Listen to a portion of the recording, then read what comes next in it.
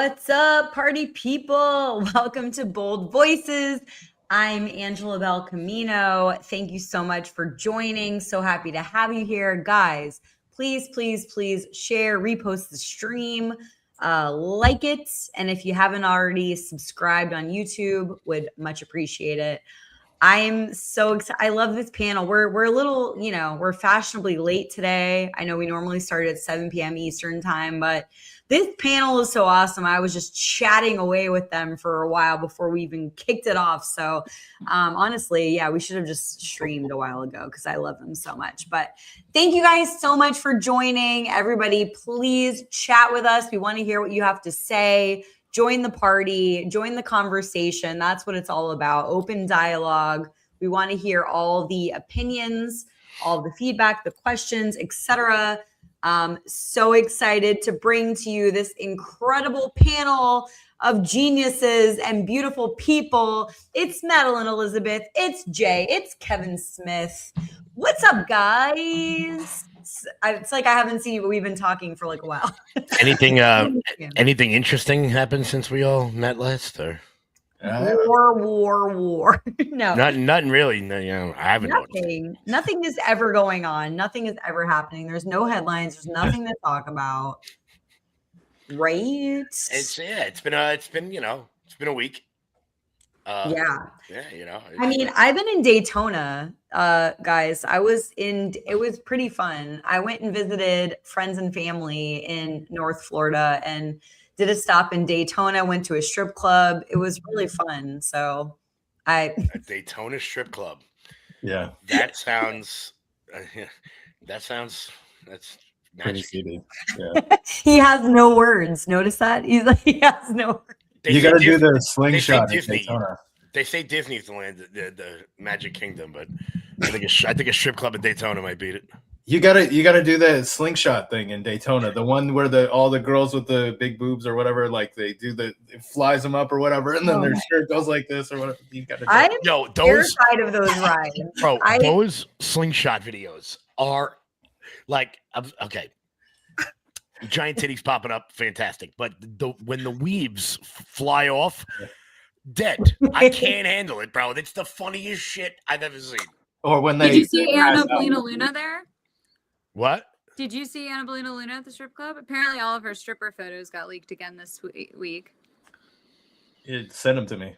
Wait, you guys didn't know this? No. Oh, Matt Tito, my friend Matt Tito ran against her, and Roger Stone did all of the opposition research. She used to be a stripper. And there's all kinds of photos of her. And then somebody from InfoWars and Gateway Pundit leaked them all over again this week. I don't know. Ooh. I don't care. She looks fucking good. That's what I'm saying. Listen, well, she crossed my friend. I'm a loyal person. There's a part of me that can't ever forgive her for what she did to Matt. But Matt who? Matt Tito, they were running. It's a whole thing. Roger Stone. It's a whole thing that happened a few years ago back in Florida. But we won't go down that road. Some people can never forget. I'm one of those people, and the internet didn't forget either, apparently. So it just so happens. I mean, Florida. So it's always Florida. It always takes place in Florida.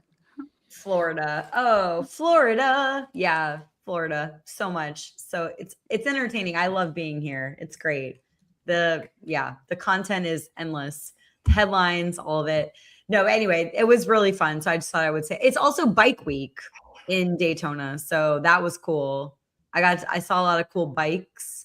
I mean, I have a gun now. Should I also get a bike?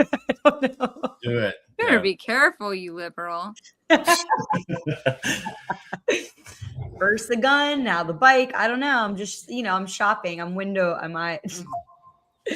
Yeah. So it was fun.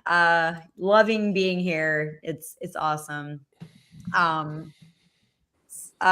With the Greek heel, we see you. What's up? I was tempted to go to a strip club in San Antonio with $5 lap dances yesterday, but then I remembered. If you pay $7.50, you get a penicillin shot too. Oh my God. I don't know if that was a dig at me because I went to a strip club. I don't know what that was, but I mean, I don't know. Life is short, YOLO. I had fun. It was cool. I think it's interesting because there were some, there was like, it was very entertaining. I feel like some people came just because it was bike week. Like there were performers from other places because they were really putting on the show. Did you see Stormy Daniels? Is that what you're saying? She looks like she's ate like 5 people. What happened to her? I almost spit out my coffee one day, and when I saw a photo of her, I was like, "What? That's not Stormy Daniels." I mean, well, she's not getting was a little large and in charge a year or so ago when Trump got in.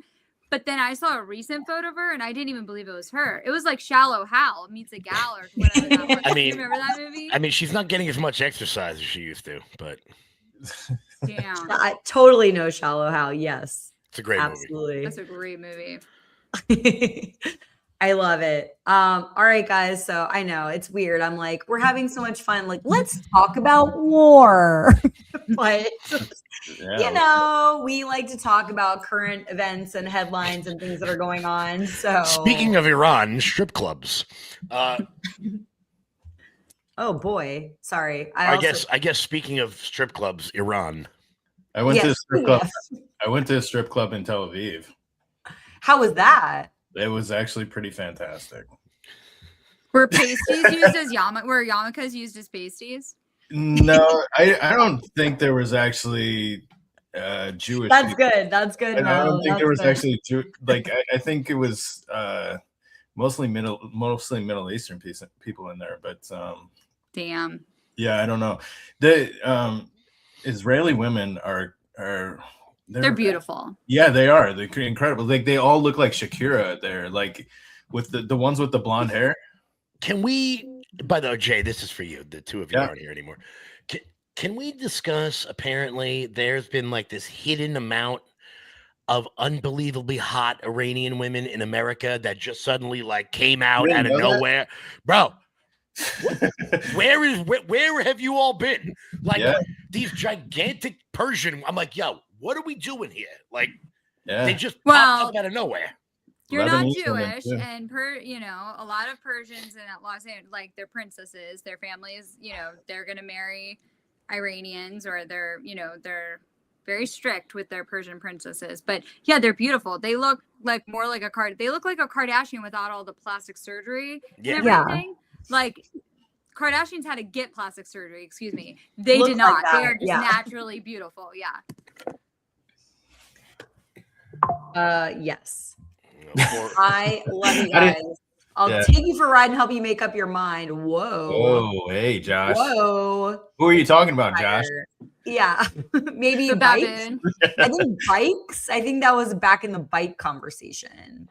I figured mine was pretty bold. You guys are bold. You're bold. Okay. So yeah, back to the war, guys. How are we feeling about it? I mean, so I was talking to Kevin about it earlier. There's an amazing episode coming out tomorrow, Kev. Yeah, tomorrow at 3 p.m. We chatted about war and stuff and Mom Donnie and all that jazz. So guys, you should check it out tomorrow. Whenever 3 p.m. Eastern, maybe 3 p.m. Eastern across all the platforms. Okay, so there's that. But yeah, it's like, obviously Democrats are. I want to also please in the chat let us know your thoughts. It's not that simple, right? War is it's complicated. So it's not. I feel like it's not easy to have like a strong opinion. It's like but is it worth it? Is it necessary, etc.? Talking about the war with Iran. Democrats obviously are going to criticize anything that Trump does. So there's that. It's like no matter what, they're just going to be like it's negative and like, but so and my other question is this America first? You guys are the perfect people to ask about this. I'm super curious to hear what your thoughts are about the whole thing. Kevin's playing second there. No, I'm avoiding your next comment. No, it's look, like I said on the show, look, if this turns into some ridiculous forever war, I think it's going to look really bad on the president. If this is what he says it's going to be, where it's a 2-month kind of thing, if the body count stays, I mean, low doesn't really, because one is too many, but if as long as this doesn't turn into like an Iraq and Afghanistan thing, I think it won't be as bad. But the base is pissed.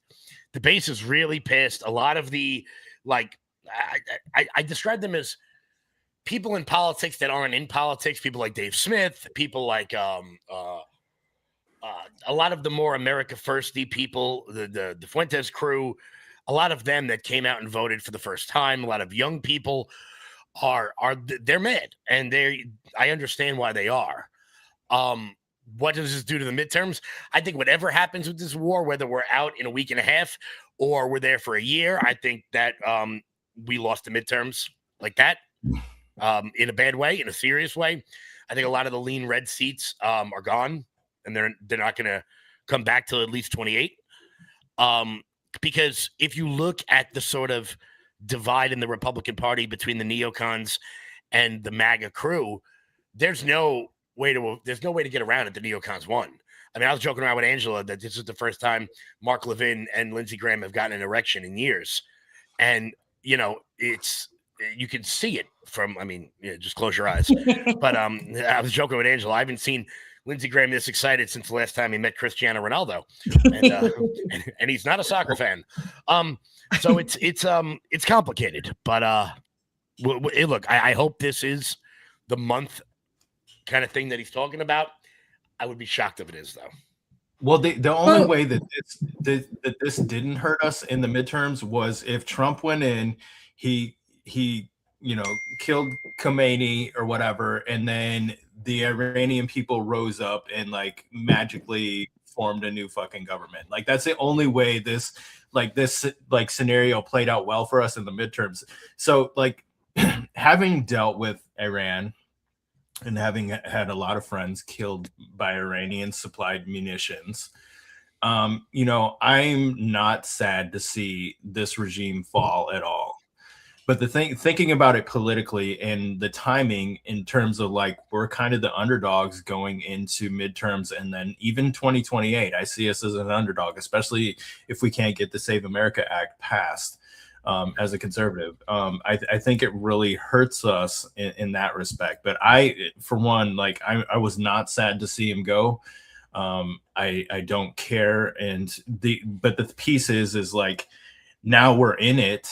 Now Trump has to finish it because they're trying to prop up somebody exactly like Khomeini, right? They keep trying to they don't have a choice. Like they're going to have to eliminate the entire former government, the IRGC. Like they're going to have to eliminate all of them now because all they're going to do is we've seen this with ISIS. We've seen this in Iraq and stuff like that. Like you get rid of one and they got another one right behind them that's exactly the same. And so we're in it now, and that's all there is to it. I mean, we have to finish it now. Oh, brother. Madeline? I know. I'm like, And now we're gonna pivot. Yeah. No, we're not. We're gonna start in the right place. Number one, it sucks for candidates that are running in the midterms because nobody wants to run on war, And number two, I think we underestimated Iran. I think we underestimated the fact that we could just go in there. Trump at first said it was going to be 4 or 5 days. Now it's 4 to 5 months from his Truth Social post.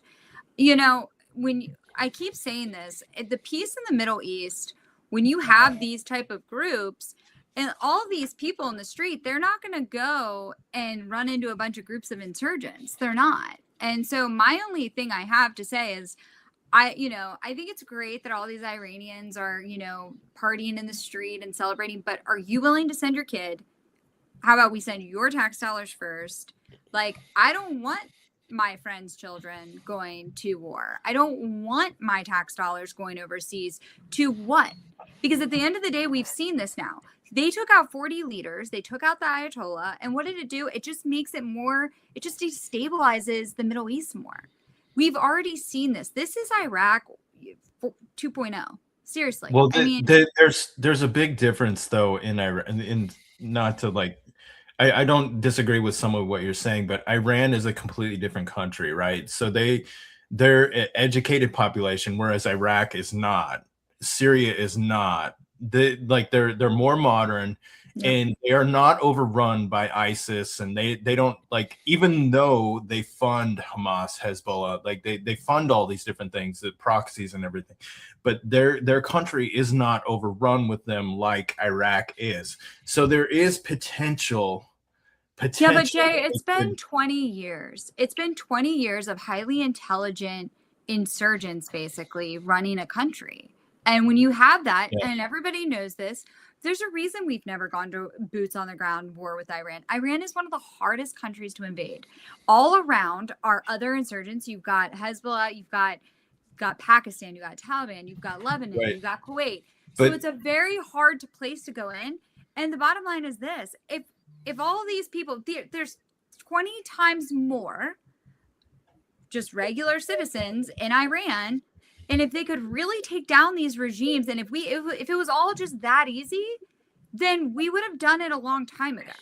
Yeah, well, the other part is the majority Iranians are not actually Muslim. They have a Muslim government, but they're not hardcore like Iraq is pretty, other than, like, you know, some Kurdish in the northeast, you know, pretty much the entire country is Muslim, Sunni and Shia, but Iran is different. And so I'm hopeful that, you know, that they do you know, prop up some of their own government, but I don't have a reason to expect a good outcome. We haven't done this well in any other country that we've been tried to overthrow their government, whatever, Libya, Iraq, Afghanistan, like all these failures on top of failures. So why would I expect a different outcome here? We don't have a great track record for regime change. And so you know, I just really, like, I wish we could have done, like, if we're going to do this, I wish we could have done it at a different time when our country, like, when we were ahead, when we had a Save America Act passed, when we had, like, all these different things in our favor or whatever, like, do it then, like, not now, because this is going to hurt us in the midterms. They're going to impeach President Trump, and then we're going to have gridlock in DC for the next 2.5 years. And, you know, that hurts us going into 2028. Like, what does that look for? He said he wasn't going to go to war. He said he was going to get us out of these things. And so now, you know, now they're going to use that against him. And, you know, it hurts us overall. And, you know, great. Let's usher in communism. Like, all the base had to see was that clip. All the base had to see was the clip that Trump went on the news and Trump said, yeah, we lost this many lives and we're going to lose more. I get it. It's a realist clip. We're going to lose lives, but the base doesn't want to hear it. The base doesn't want to hear that. And the base doesn't want boots. And they keep saying that boots on the ground is not off the table. And then we've got people like Laura Loomer, and we've got people like Mark Levin, and people calling Sissy and Lindsey Graham saying, we're going to take Cuba in the next 30 days. Let's just keep gaslighting China, who can completely fund Iran, continue to fund Iran more. Yeah. And I mean, at this rate, we've got China fighting a proxy war with us through Iran. And then we're going to have people on the it's just like they're pushing us further. And then right before I went on here, I saw Lindsey Graham saying, I think, like, pleading with the president, saying we should go help Israel take on Lebanon. No, we shouldn't. Mm-hmm. And now I just saw that one of our largest bases in the Middle East is completely bombed. It's breaking news right now. Like, it's ridiculous. We've lost so much. Mm-hmm. Our ammunition's already down. Like, why? And it's disgusting when you look at the numbers. Somebody was comparing the numbers for, like, every missile. It's like 250,000 that Iran, when they shoot off something, for us to catch it and block it from, like, Israel, or to do what we're doing, it was like $44 million. When I think of $44 million every time they're shooting something off like that we're paying, it makes me want to literally just, like, vomit. Mm-hmm. Because I know that there's kids here starving. So that's my thing. You bring up an interesting point, though, too. Like, China and Russia are definitely watching this. They are definitely happy that we jumped into this, and they will happily provide munitions for the Iranians to continue this as long as possible. They're gonna draw this out. Like, it's almost, it was like a bad chess move in a lot of respects. You know, I'm happy to see Khomeini go. I'm happy to see him dead. the thing though is like our enemies are also watching this, and they're gonna allow this to draw out because they know it hurts us, they know it looks bad, and they're gonna supply them with munitions. The same thing that Iran did in Afghanistan. Like they did the same shit, and we're gonna draw it out for years and years and years. And it's just I just don't see it. I truly see. I would compare this more to Vietnam than to Iraq and Afghanistan. Because I think the Iranian mullahs and the clerics, they can just wait us out. I mean, Americans are not clamoring for this war. I don't care if you, and look, there's the zero-sum game of stupid people who are like, oh, are you supporting the Ayatollah? And I'm like, no, I don't really care that an 86-year-old got blown up who is a monster. What I'm saying is that they can just play the long game, and Americans will get tired. Look, every single body that comes off that plane at Andrews is one more is I hate to put it, I'm not putting it in these terms, but every body that comes off, it's one seat we're going to lose. Yeah, 1 percentage point in the polls. Because, Dover. Yeah, and Dover, I'm sorry. Meanwhile, we also have. And I'm not minimizing it to that sort of thing, but each time like CNN runs a headline, 7th soldier dead, 8th, 9th, 10th, 15th, and what number does like mom and pop America go, what are we doing? Because look, we're invested, we're involved, we pay attention. My mother is just like, oh, okay, it's another war. But at what point does that number of dead Americans for people who don't really understand why we're there in the first place start to become too much? Well, I just think personally that also right now the cartel was in our airspace like 2 days ago. That's another fun fact. And meanwhile, we defunded DHS or the, Homeland Security. And then today, while all this was going on, a lot of people didn't check in, but the Senate was literally calling Kristi Noem out for all of her spending and her negligence, apparently.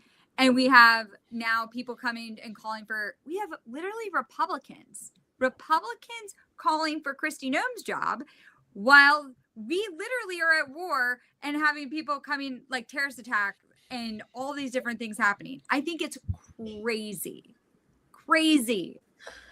We should be, are we ready to fund DHS yet? Like, how long are we going to be at war and just not have like Homeland Security funded? Yeah. Oh, definitely. And look, one of the biggest things I worry about, I was joking with Angela before. And it's so funny. I feel like we've had this conversation already. Like I'm not worried about like Iranian missiles hitting Manhattan at all. I'm not worried about, I'm ready for Red Dawn if the Iranians want to fuck around. But like, I'm worried about these sort of random terrorists that were let in over the border the last 4 years. Like, he wasn't let in the last 4 years, but like this guy down in Austin or whatever, these like lone wolf sort of attacks that are pissed off. And we saw terrorists come over. Yeah. We all saw the videos. Where are these people? And, right. How many people are just mad? The guy in Austin was naturalized under Obama. He was born in Senegal. Like, there is no way you're finding that guy until he does something. There's just no possible way. And that's the kind of stuff that keeps me up at night is the homegrown sort of thing. The people that have been here for years that are just pissed off that we did it during Ramadan or something. Like I said, I'm not worried about Iranian missiles, landing in New Jersey. And every time, by the way, it looks like we're looking at the election results right now. John Cornyn is beating Paxton by 20,000 votes, and Jasmine Crockett is up by 25,000. Oh boy. Well, oh shit. Yeah, that's bad. They called it for Roy Cooper already in North Carolina. But we expect. Wait, what race is Valentina running in? She's I think she's District 31 in Texas. 31 or 34, I think. Let's see. Keep going. I'll find it. I'm watching that race. I do want to say too, I feel like they're getting away with a lot because this war is happening. It is a main focus. It should be a main focus. It's definitely a huge concern. But we've had the Epstein files just now completely removed. There's going to be no accountability there. We had this whole DHS hearing. People, if the war wasn't going on, the DHS and Christy, this whole thing that happened today with that would be the conversation of tonight. You know, there's a lot that I feel like is going to just completely not be seen. And I'm going to be real. I've been reading emails from different places on the ground, people on the ground, and they're saying there's a lot of women that are pissed about Epstein files. They are pissed. And I don't blame them. And then they also, you piss them off with pedos, and now you're telling them that their kids can go to war. It's not the answer. It's not the answer. That's a bad combination for sure. For women, yeah, it's a terrible one. Yeah. And then you got the Republican ones that we could actually count on. Pretty much 50% of the base has told them all, like, because they watch Candace, they suck. And I'm not even tooting Candace's horn in that. I'm just saying that a lot of them there's a lot of women that follow her that are I didn't even realize like how loyal some of Candace's followers are. They are, I mean, and same with Fuentes. Fuentes is gaining really loyal followers too. Yeah. Yeah. Well, you know why? Because I'm going to tell you, and I was talking to them about this, when it comes to the question of Israel, I look at it in the same way the right was able to gain people on COVID and trans, because in a sense like this, if people have a question and your answer to their question is shut up, negative comment, those people are going to seek out an answer somewhere. So if you are the pro-Israel bunch, if you're the Brian Kilmeade, if you're the Shapiro, if you're the Levin, if you're the Lindsey Graham, you can't just go shut up anti-Semite, because that's the same thing the left did when they, oh, really? You don't believe in vaccines? What are you, like a transphobe? And then people like me that grew movements said, no, you are welcome here. You are welcome with us. And to my mind, it's the same. It's not the same topic. It might not even be the same answer, but people who have questions will find the answers somewhere, which is why Candace is growing such a momentous following about the Charlie stuff, because we are in the middle of a federal investigation, and that's going to take 2 years and then a year for a trial. And in that time, you can have Candace Owens going out there and just, let's be clear, making shit up. Like the most bat. We won't go down that road. She's insane. She's insane. Like, at least about the Erica stuff. Like, you know, and now what? Like, she has blamed everything. And she's dumb. Like, she was a useful idiot for a long time. And like, she worked and it was good. And she was right about the BLM stuff. But like, I'm sorry, you turned your friend, and I've said it on the show before, fucking jilted woman got mad. She didn't get asked to prom. Like, what she's doing, turning the death of someone she says she cares about into this, like, making a murderer, stay tuned next week docuseries thing.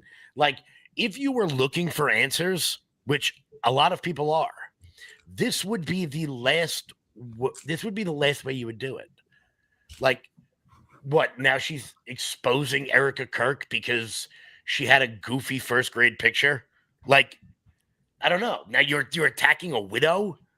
Well, I don't know. You want to criticize Kash Patel and the FBI and the Utah police for not roping off the crime scene right afterwards? Okay.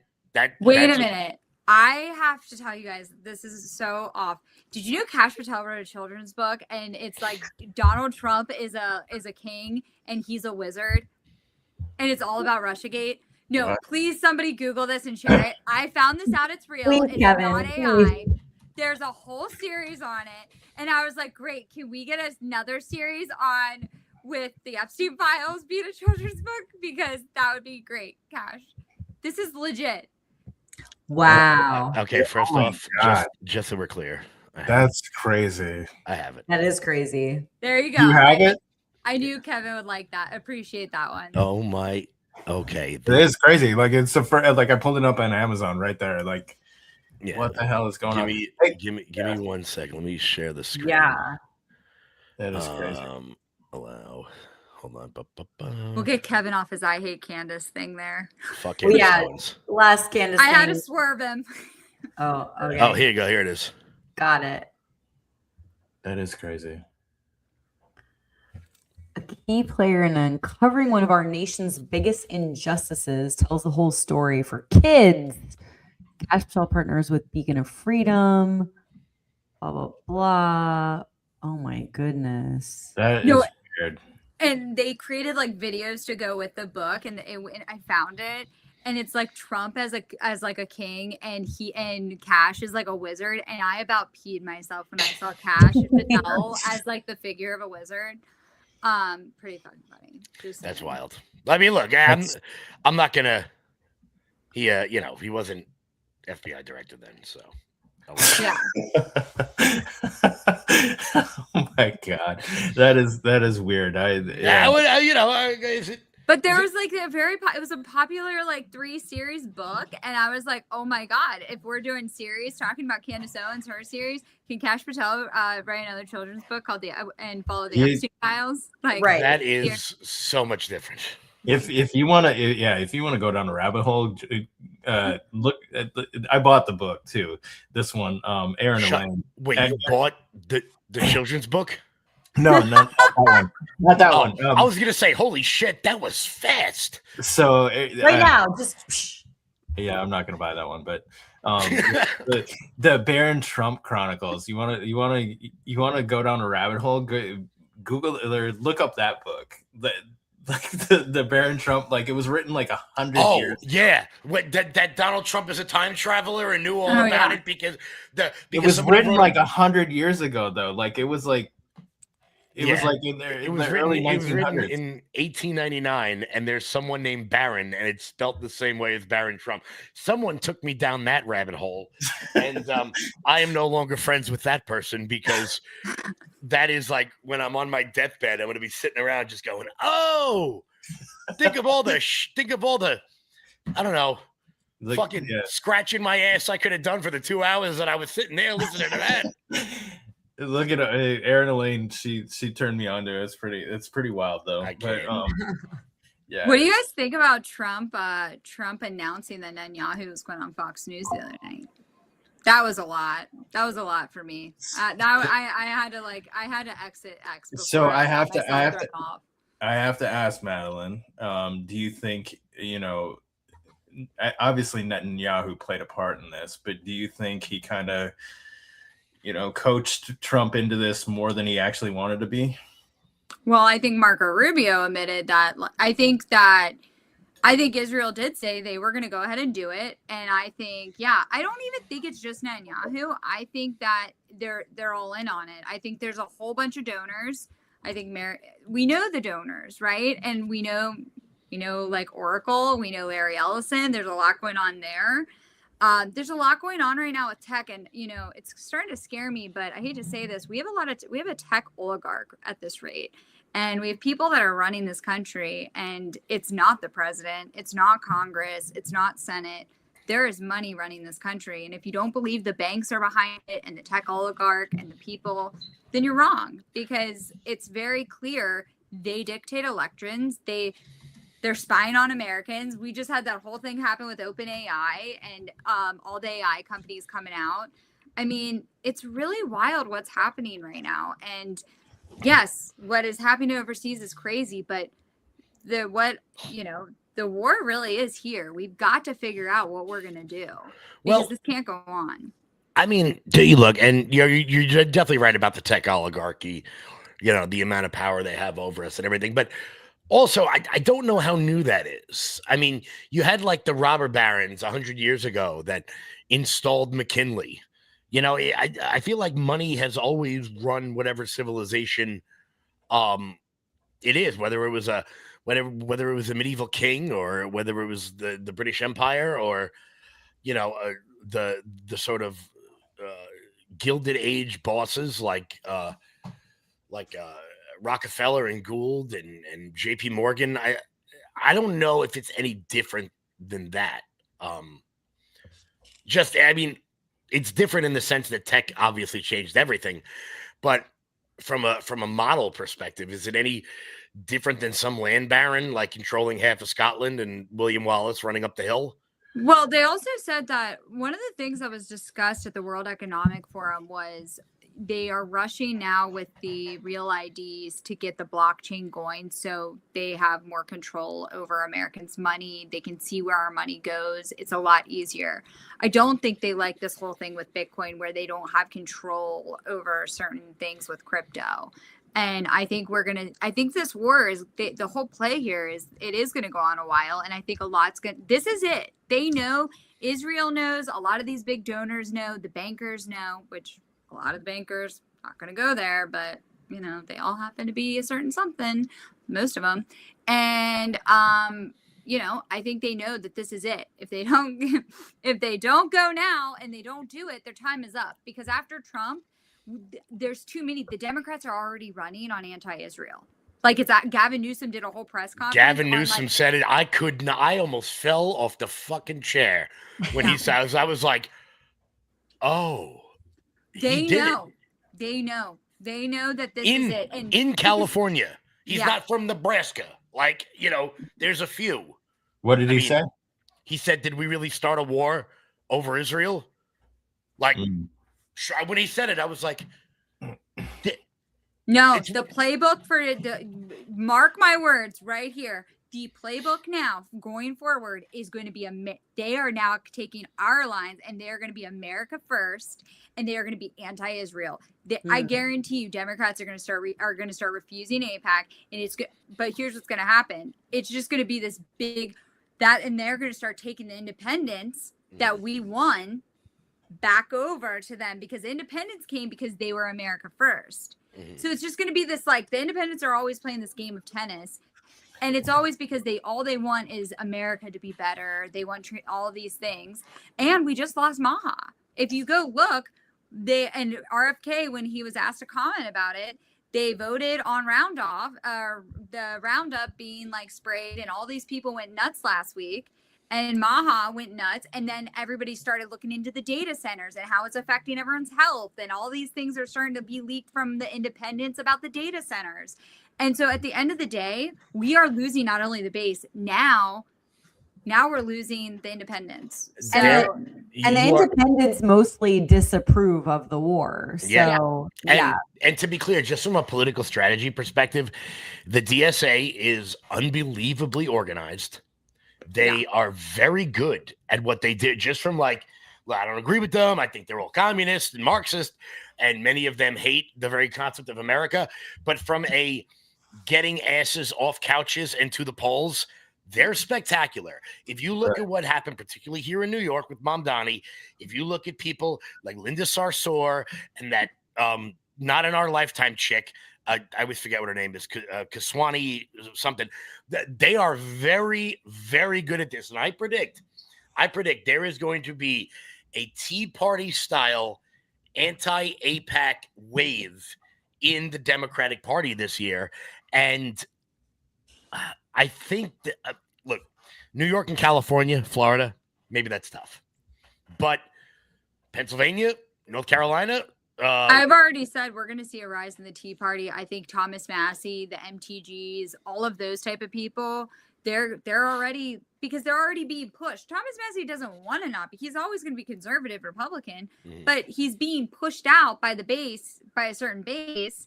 And the rise of the Tea Party, because him and Rand Paul and all of the people that disagree with all this money being spent, it's atrocious. And it is going to affect us long term. The amount of money we are 1,000%. I just mean in the short term. I think this midterm, you're going to see an anti-AIPAC Tea Party style number come for the Democrats, and and it seems like there's zero backlash for them too. Like they can just blatantly lie. Like Mamdani can come in there and say we're going to make everything free or whatever, and then raise taxes on everybody. Spanberger, the same thing. Like she can come in there. run on these, the communist, socialist, the talking points or whatever. We're going to make everything cheaper, more affordable or whatever. And they can just completely lie. And there's like zero backlash for them. Like people are just like have the attention span of an amoeba. Like they don't remember like what they campaigned on, what they ran on or whatever, what they were voting for. And then they just completely get duped into it. And then they're like, okay, yes, please more. Thank you. Well, to be fair to that point, people can say that about Iran right now. We campaigned on no war and here we are. Yeah. Which is a fair point. Yep, absolutely. And it's, this is something that President Trump would have been critical of if he wasn't in office. He would have been critical of this war. I don't care what anybody says. He would, like, if say he wasn't in office or whatever, and this was 10 years ago, he would have been hypercritical of this entire campaign. Absolutely. I think he would have been.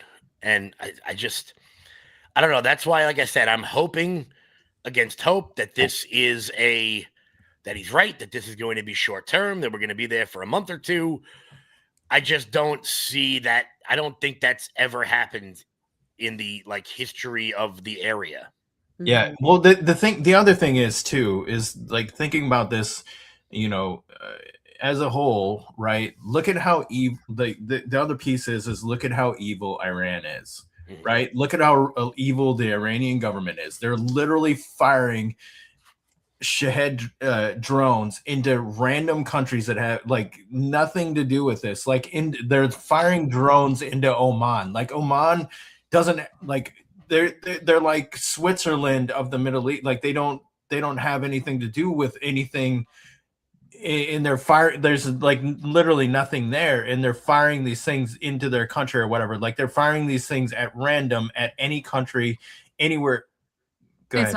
I got the eye roll. I don't think it's There's eye roll. Yeah. What? I mean, Madeline rolls her eyes when she does. We love the eye roll. We love the Madeline eye roll.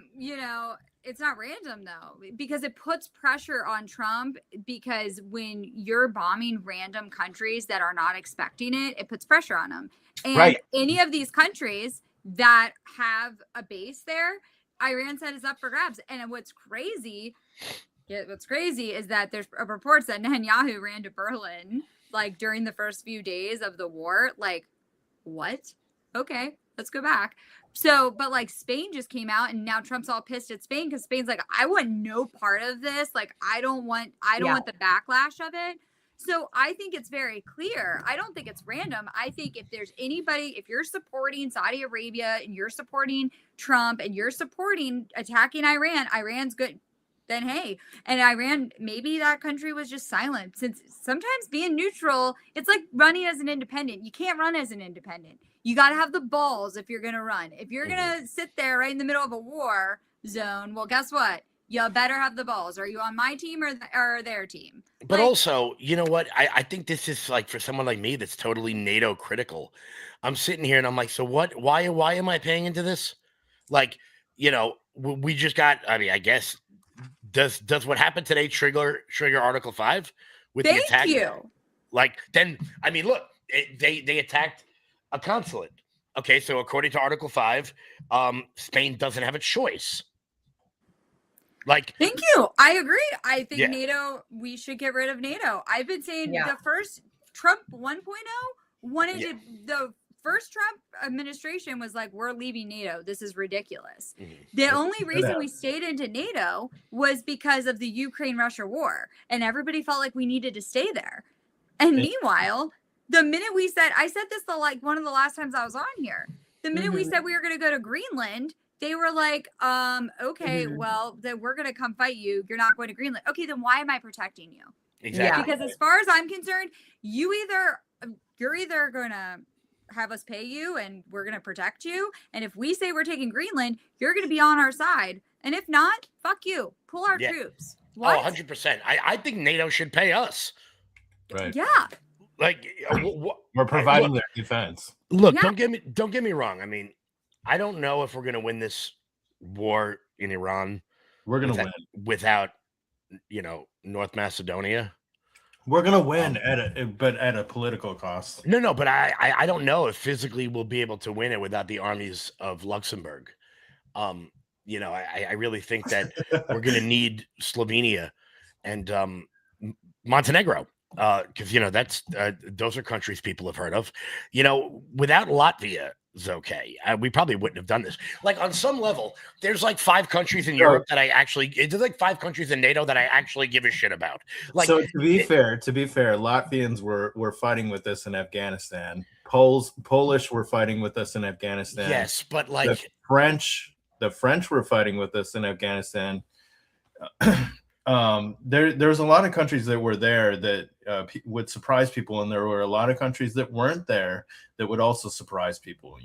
But I just mean like our supposed greatest ally was not there with us in Afghanistan. So, no, exactly. I just mean like I don't know why I have to listen.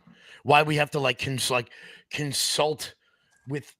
I mean, look, I'm not saying they didn't help. Okay, I'm gonna be a dick.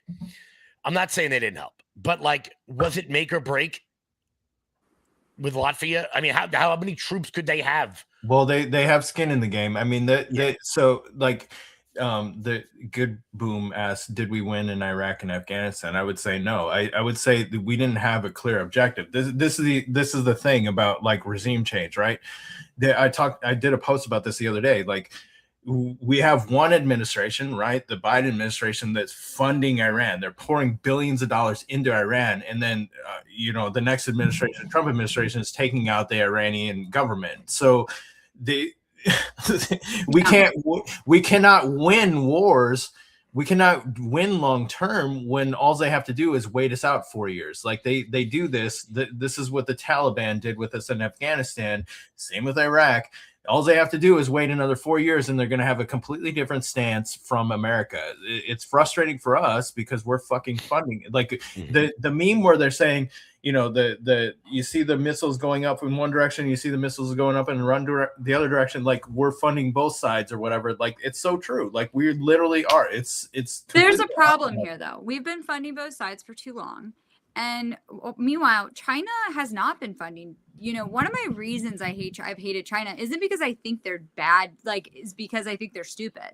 I've hated China, and I've always fought, I remember in Bernie back 2014, 2013, back when Bernie Sanders was running. I remember fighting with people because I said one day the tables are going to turn and China will be our number one enemy. And I do believe right now we are fighting a proxy war with China. And the bottom line is this: China, when they go to Africa and they want to invest in rare earth minerals and do all these things in Africa, they don't come into these countries and say, we're going to run the country. They're just like, hey, we're going to pay you, but we're starting a business here, right? Yeah. Where when America comes into countries, we're like, hey, we're going to run this country, move over, and maybe we'll give you some money.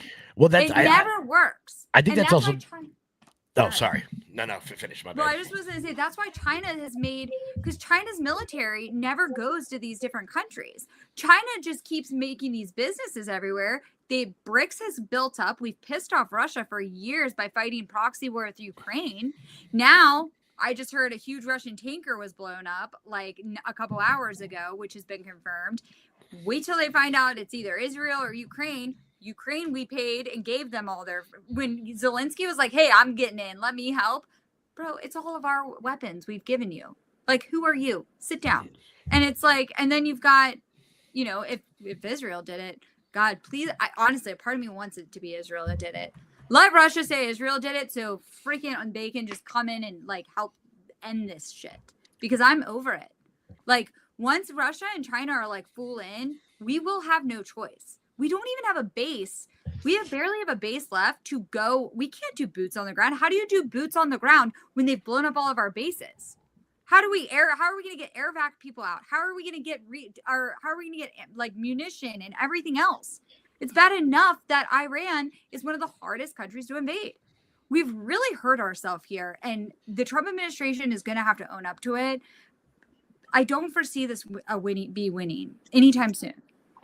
No, yeah, I don't think this is a month project. I genuinely don't. And I'm looking at the Russian LNG on fire in the Mediterranean. off the coast of Libya. This is it. This is. I think Mandolin Elizabeth needs a parody account. Dude, everybody he does this all the time. I don't know who this person is, but hey. No, I think a lot of it also has to do with the fact that China thinks in terms of decades, where many of our administrations think in terms of news. I will say, for the Trump administration, they certainly don't think in terms of news cycles. They think in less time than that, up until the next press conference. But China has a plan. They can do their Belt and Road Initiative through Uganda because they're like, all right, we got 10 years. Right. We'll just take our sweet ass time. And they are the way, like I said before, with Vietnam and Iran waiting us out, China's just going to outwork us, especially when it comes to like the rare earths that are in like the Congo. Like, what are we going to do? We're going to invade the Congo? Like, no, that's not going to go well. We're going to invade the Congo on Chinese roads? Oh yeah, that ends well. The problem is, like I said, I think that the neocon wing showed that they have a lot more power than we think. And like you said, now they're talking about Cuba. Cuba at least made some sense. It's like right there. Right.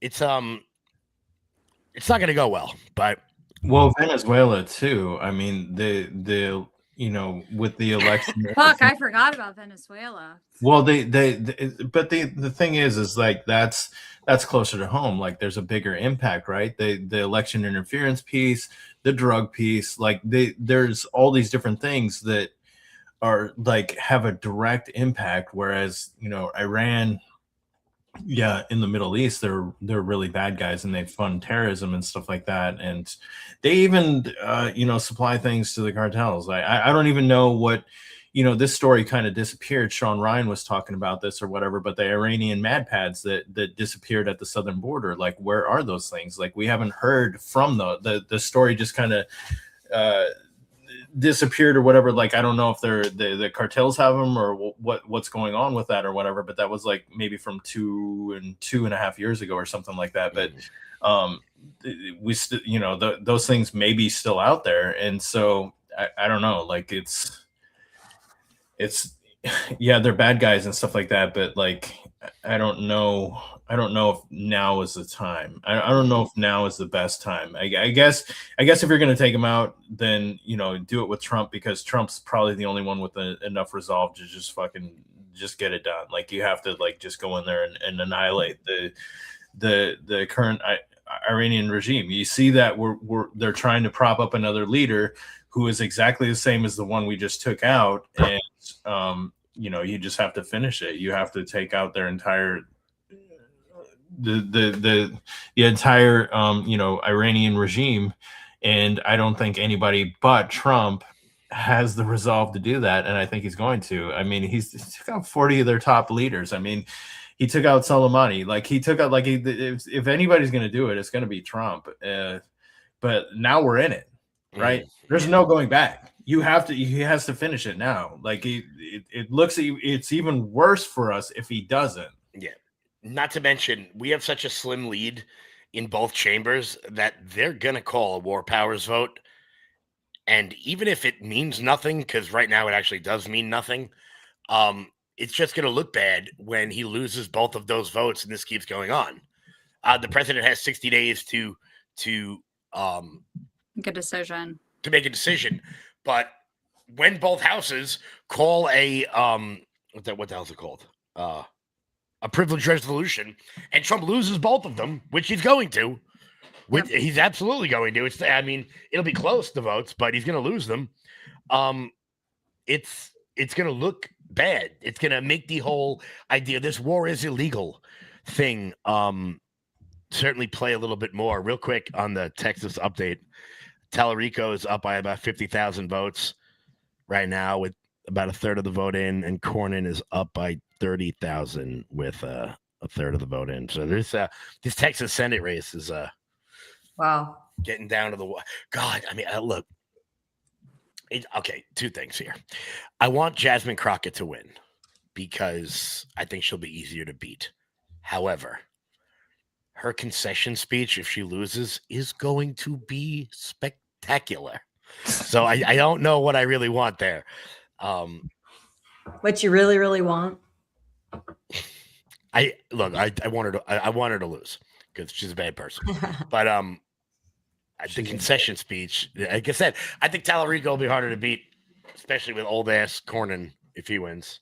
Honestly, this really sucks for Republicans that primary started, because imagine your primary starting and getting Republicans to the polls today.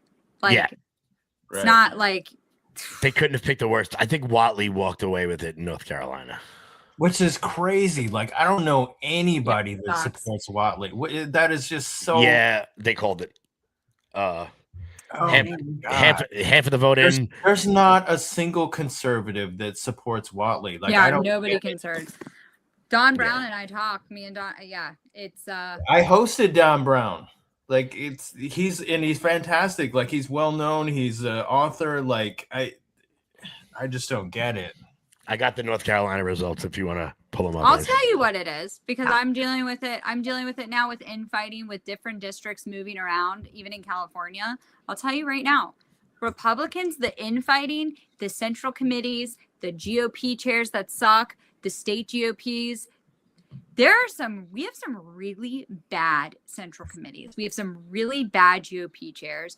We have people and incumbents that don't come back and help the grassroots anymore. We have lost a sense of what being what being an incumbent is all about. You're a leader. We lack leadership when it comes to grassroots. I'll tell you this: Democrats are fire at it. Oh yeah, definitely. So the guy running for governor in New York, I got him elected twice. Bruce Blakeman, his team will not answer the phone for me.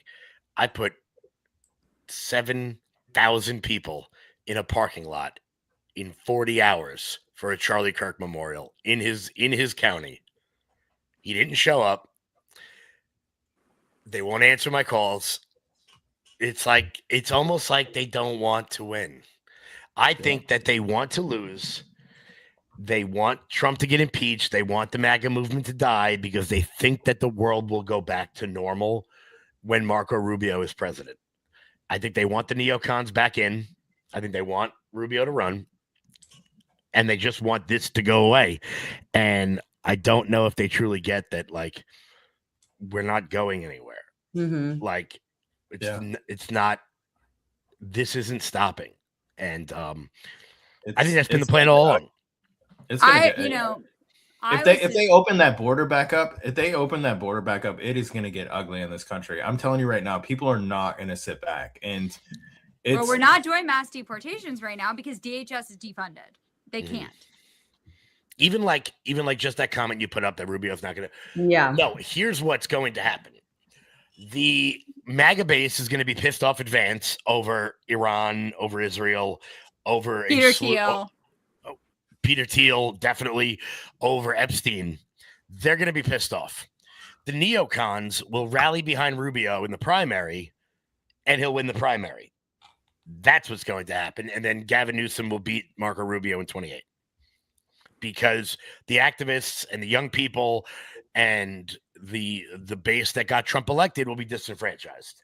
Bookmark this clip and come back 3 years from now and tell, because I can see the writing on the wall right now. All the people that came out for Trump are going to be pissed off at Vance. And look, I'm a huge JD Vance fan. I think his story is incredible. I'm full bore behind him. Unless Lee Zeldin runs, because that's personal. I actually love Lee Zeldin. I think he's been one of the best cabinet picks we have especially with everything he's done at the EPA. It's very unfortunate how much he doesn't get credit for what he's done. I will tell you something about Lee, and I have no problem saying this. There are a lot of fucking snakes in this game, a lot of bad people in politics. I would crawl over fucking broken glass for Lee Zeldin. He is one of the best people I have ever met, and I owe him my career. Truthfully, what he did in 22 out here with us, me and Sean Farish, and we were doing, he didn't have to. He never excluded us from anything. He brought us to Mar-a-Lago for an event. It was one of the best nights of my life. I owe that. There are bad people in politics. Lee Zeldin ain't one of them. He's a great guy. That's the best endorsement. You need that. You need a commercial. No, really, like he's a look. There are people in this game, and Madeline knows, that will just use you and throw you right away. Yeah. Lee Zeldin is not that. If I text Lee right now, he'll answer the phone. He's just a great guy. When last time I was in DC, I guess he saw on Twitter. I'm like, oh, DC bound. Let's cause some trouble. He was like, stop by the office. Like he's just a real guy who made it, you know. And I owe him everything. So I'm happy that, you know, he's at least getting some recognition out there, because he deserves it. Yeah. I love that. So final things on the war. Well, for one, John Fetterman's a fan, you know, as per usual. I know, Kev, you want to have a beer with John. I love him. I love him. He looks you like, love him. he He's a just looks so supporter. much fun. Like he's just Yeah. a silly goose. Like I want to hang out with him. I know. We'll invite him to, when you come to Orlando. We'll invite. I mean, yeah, it would be so fun. Yeah, I want to go on agree. Space Mountain with John Fetterman after like 12 beers and just see what happens. I want to do that too. So if that is up for grabs, like I'm in. Please call. I think me. we all need to go to Florida and have like a long day happy hour and then have a podcast. And we're gonna see how quick Madeline's eyes roll. How quick. Let's do it. First off, I want to be clear. It is fucking freezing outside. So for me, hey, Kev, let's go to Florida.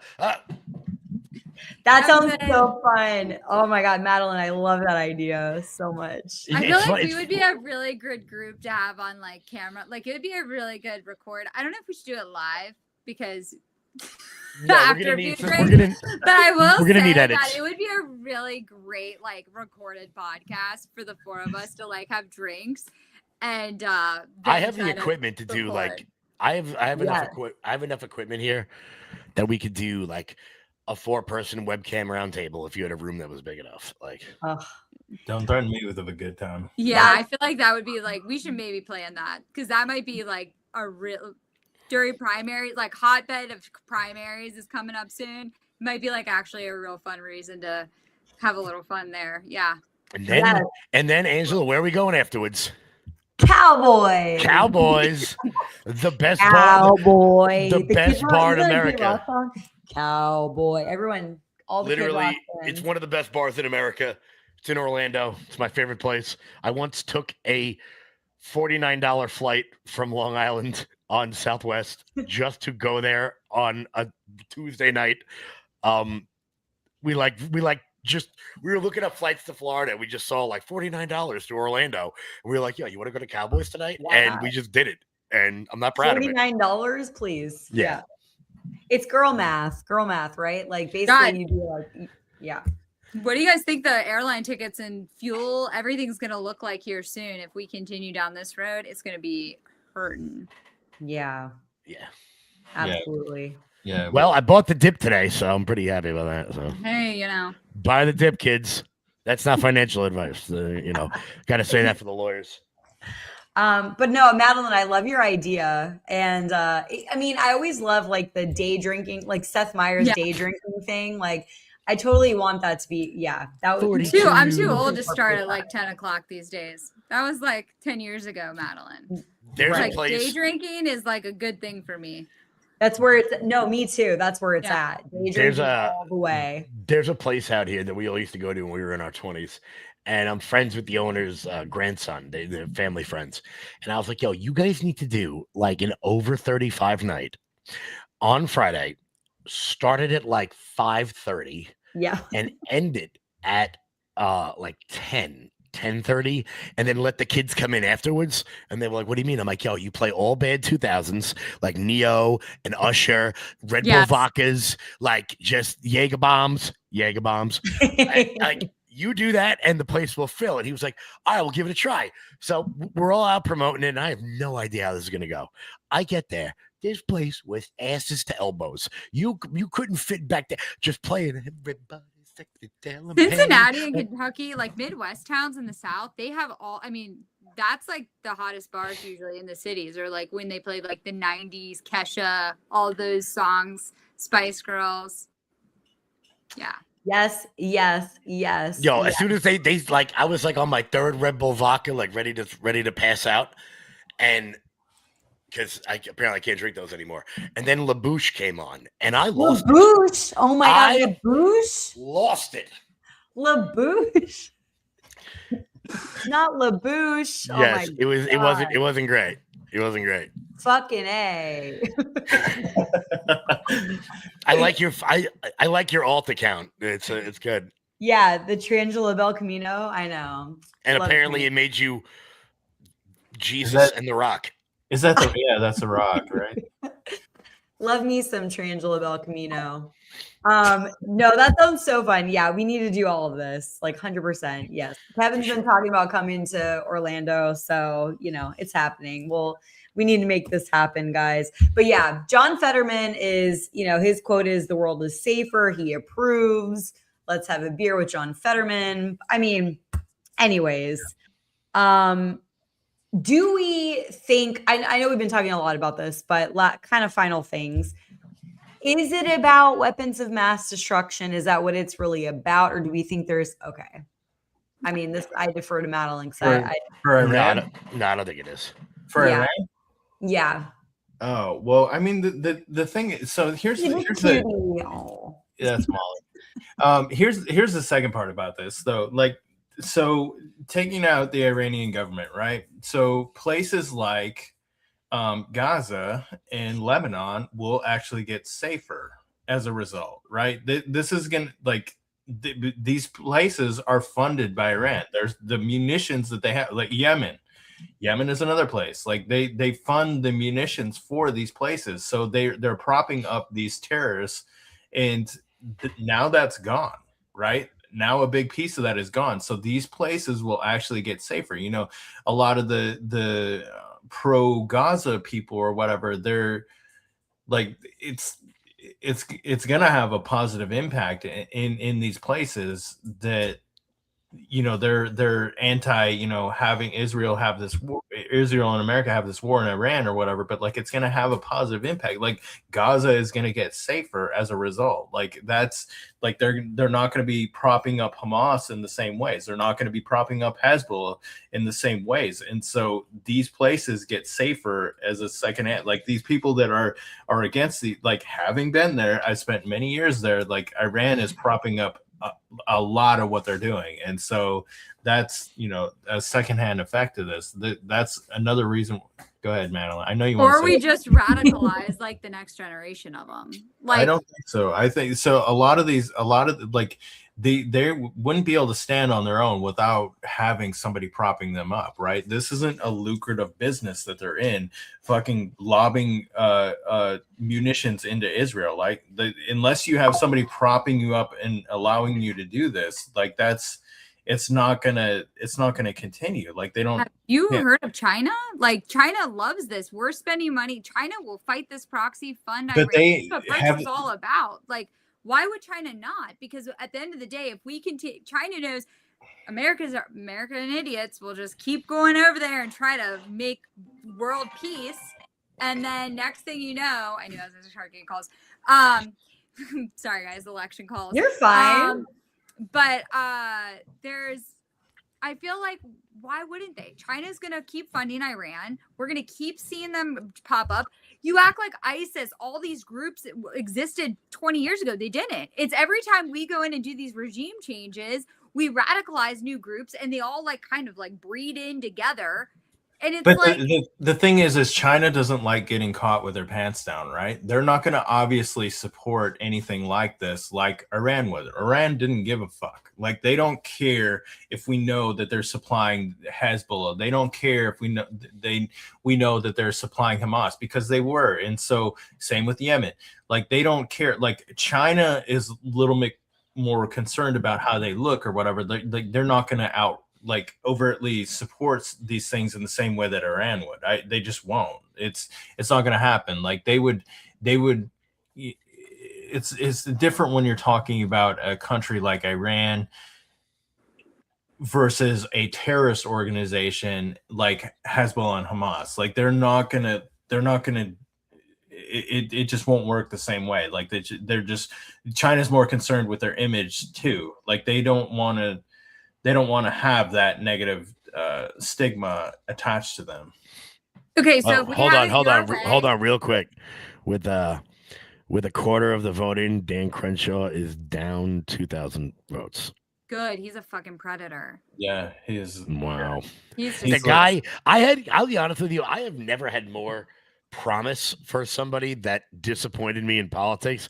When he went on Saturday Night Live and like owned the joke and shit, he could have done such great fucking things. Instead, he just went straight to his broker's house and like got real dickheady real quick. Yeah, he's a huge disappointment, especially for the veteran community. Like, I don't even know how he made it in the special operations community with, you know, the way he is. Like, it just doesn't compute for a lot of us. Like, it doesn't make sense. Like, somebody with that level of dedication and then just, you know, stabbing everybody in the back, like, it just doesn't make any sense. Like, yeah, Crenshaw might be, I mean, it's early, but it's 9 points. With what is it? Yes, Ange, I agree. It comes from war. It comes from, yes, it does come from religions, but we're not. Here's the problem: spiritual wars are not going away. They've been. It's a test of time. Spiritual wars will continue to be here. They're dividing our base now. Let's not talk about the fact that spiritual wars are now a part of the America talk. That whole thing that went out. Did you guys see that? Like how like they said like Armageddon and like. They saying like this is the end or like Christ fight or something like that. Did you guys see like the military like putting out that whole like religious thing? No. I mean, I'm a huge fan of being alive. Like, yeah, I got shit to do. Did you guys not see? You guys should go. Armageddon can't happen until we all go to Disneyland. Yes. Yeah. What the hell? We need to get the Orlando trip in there before that happens. Yeah, we definitely need. Yeah. No, that was a real essence. thing. But religion definitely divides. And I don't believe in the peace. Listen, it's been decades of peace in the Middle East. America going in and trying to like fix it. It's not going to happen. It's just not. I don't believe it's going to happen anytime soon. And if it is, it's going to be at a cost of a lot of American tax dollars and a lot of lives. And I don't think it's worth it. I don't even think we should have gotten involved this time. If Israel wanted to go in and bomb the shit out of Iran and try to do a regime change, let Mossad do it. Why did CIA and why did we have to get involved? I think it was a bad idea. I agree. Yes. Well, so you guys were already kind of talking about Spain and NATO. I was just reading the comments. They're funny. Should the U.S. abandon NATO? Yes. Yeah, Is NATO aligned with an America First foreign policy? Where are we at on this? No, not at all. We should leave the UN and NATO. Like it's like both of them try to undermine us. Both of them, like we dump billions of dollars into these fucking organizations, and they completely undermine everything that we're going to do. They don't have our best interests in mind. They don't provide us with any protection. We're protecting them. We do not need to be involved with either of those organizations. The price of paella just went up twice as much. So. What happened? Madeline, what's New up? York Times just said 50,000 U.S. troops in the Middle East are assigned to war against Iran. Boots are going on the ground. Fighter jets flowing into the region, according to New York Times. That's the thing is like they're embedded, like they're in bunkers. They're in like it was a bit short-sighted to think that you could just bomb them out of there. Like we saw the same thing with Assad, right? You have to like there's a little bit more to this. These people, this is how they rule these countries, and because they stay hidden, they're away from them, they're separated, they're in bunkers, they're all these things, and so that's the challenging piece about this. I don't know why. Madeline, where do you see that? Huh? Where do you see that? New York Times just that was one. It was a New York Times person just put it out. They shared their article with me like I care, but but it is a New York. There's other people confirming it, and then I guess Trump's apparently going nuts. An Iranian ballistic missile struck one of our largest U.S. military bases since we've been on Al-Udeid, whatever air base in Qatar, and it's developing. That was less than an hour ago. And then Trump just started going nuts, and now they announced boots are on the ground. We're doing boots on the ground. 50,000 troops are being deployed. So we'll see. It is still going, but Well, this is there we not- go. CENTCOM U.S. CENTCOM Commander Brad Cooper says 50,000 troops, 200 fighter jets, 2 aircraft carriers, and multiple bombers are currently involved in Operation Epic Fury, striking Iran. The U.S. has now sunk 17 ships, hit 2,000 Iranian targets, and more capability are on the way. Boots are going on the ground from CENTCOM. Wow. So, I'll be right back. That's Where's that alcohol when you need it? For all Right? of us who- I know. Do for you want all to the fly? people- Can you check the flights right now?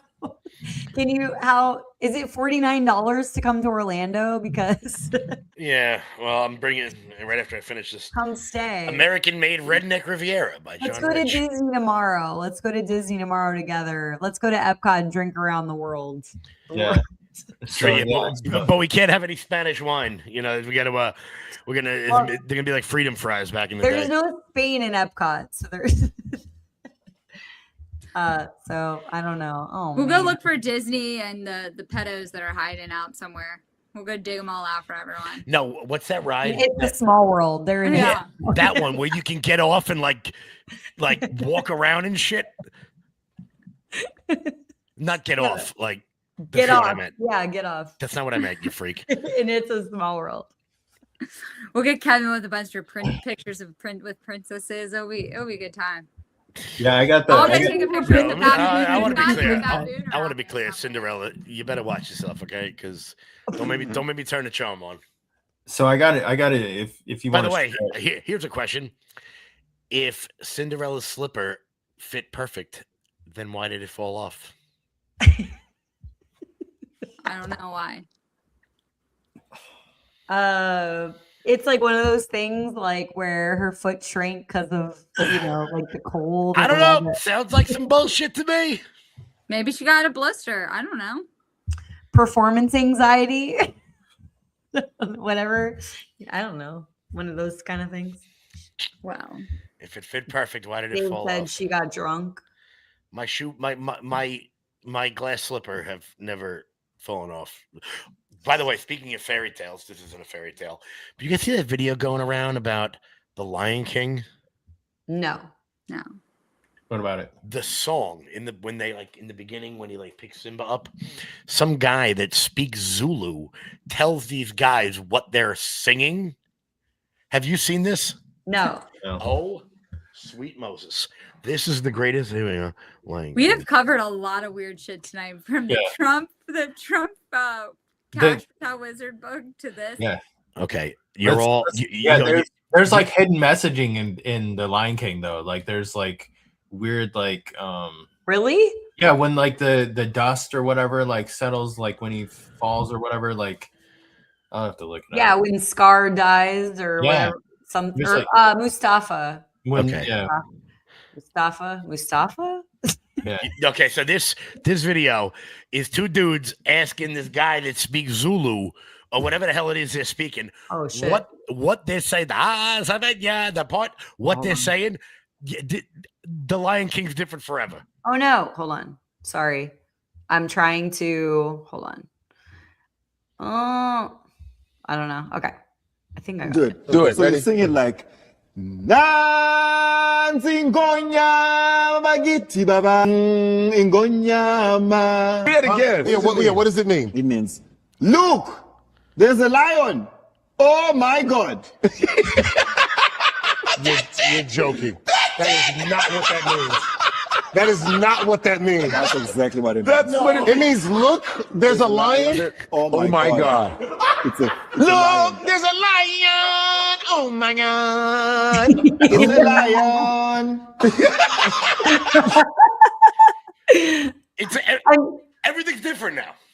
Side note. Next Yeah. time, My like, friend owns a bar, and my friend texts me. She goes, I just want to say that I would pay for all of you guys to come to my bar just so, because I think everybody would drink listening to you guys all talk about this. It's making me need a drink. Oh man. Oh man. Fair. I said fair. I said we'll work on it. We'll work on Live it. Let's do podcast. it. We're in.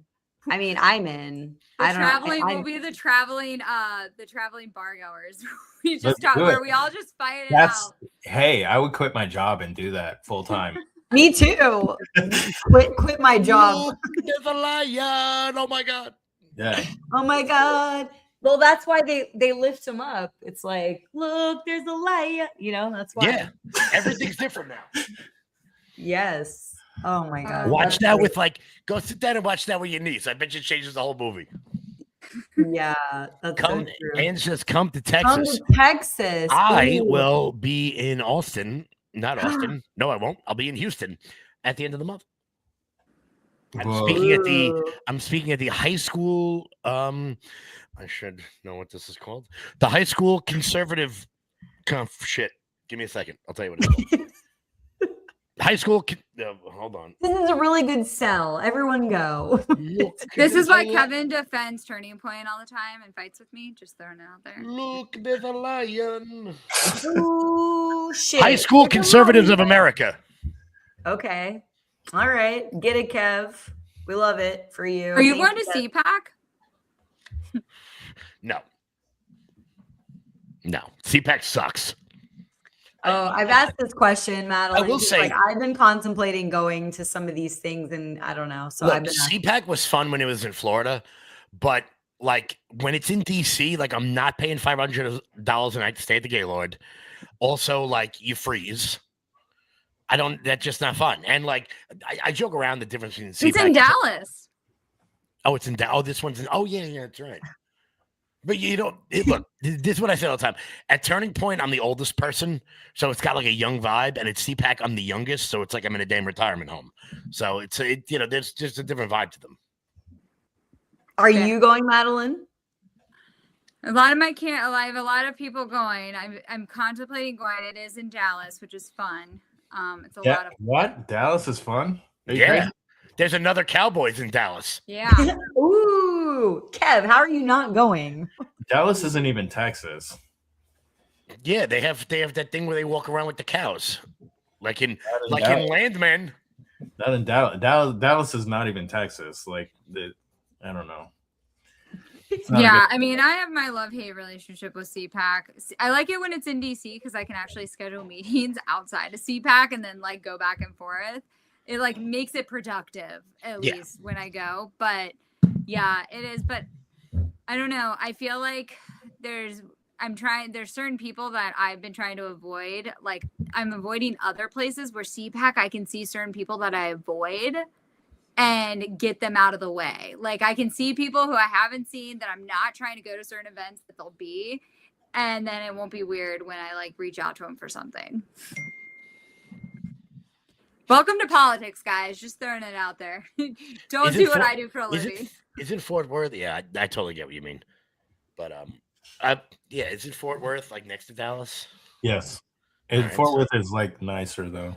I dictate where everything is by what the airport's called. So like Dallas and Fort Worth are the same because it's the same airport. I mean, Well, it's 6 minutes. I will say this: where it's at, it is convenient. It's only like it's less than 10 minutes from the airport. I mean, look, I think that if you want to be involved in politics, if you want to be involved in that sort of way, I think it's good to go to either one of the conventions. You know, Yeah. to go to there's a whole bunch of smaller ones too, Yeah. not just like CPAC and Turning Point. There's people who do meetups and stuff like this high school conservative thing. I can't wait to go to and speak to the kids. I'm really excited about that. But I think Yeah, it's how have your events been going lately? I think it's so cool that you do that, and I know you've been talking a lot about it. How has it been going? it's been fun because look, and like we did a meetup for the State of the Union with some of the Turning Point chapters out here on Long Island. It's nice to see the kids that want to be involved and want to take their life into their own hands. And it's good to introduce college kids to like some of the local donors and some of the local elected officials and stuff are there, and they really get a sense of what local politics is, because Mhm. it's not going on Fox News and arguing with, the women on The View. Local politics is about, tax rates and how to actually impact people's lives and how to move the snow and shit. There was one kid, Yeah. he's going to Stony Brook Medical School, and I put him in touch with one of the bigger donors who's a podiatrist, and now he's got like an internship or whatever, a residency or some shit, whatever the hell they call it. So I like to be able to do that, because I wished when I was growing up, when I was in my 20s, there was people that were willing to do that, particularly on a local level. But as somebody that really built a movement from scratch, I didn't have any funding. We didn't have any donors. It was just like t-shirt sales and stuff. I can speak to the kids about what it takes to really get involved and how long it takes. I mean, Yeah. I remember, I'll tell you a quick story. So when I was in college, Ben Shapiro came to speak at my school. This is like 10 years ago. And I didn't know any politics. I just knew I had opinions, and it was into the Obama administration. It was like 2015, whatnot. And one of the kids in class was like, "This guy is coming to speak tonight. I think you'd really like him." And I remember being like, what the hell am I going to learn from? Who the fuck is this guy? And I remember listening to him, do his debates and ramble everything off. And I remember thinking to myself, okay, that's what I want to do. I don't know how to do that. I don't know how I get there, but that's what I want to do for the rest of my life. And, whatever you think of Ben, whatever you think of his politics or whatever, I owe him a lot for being the first person to How show old me were that- you at that time? How old were you? So I was older. I was like 26. Yeah, I mean, young. Yeah. Yeah, no. I went to college. I enjoyed my early 20s, but that was the first time I'd ever heard anyone speak politics like that, in that sort of forum. It was sort of that during that time of the rise of like the intellectual dark web with like Dave Rubin and Barry Weiss and Jordan Peterson was huge, and Rogan was really getting into politics and shit.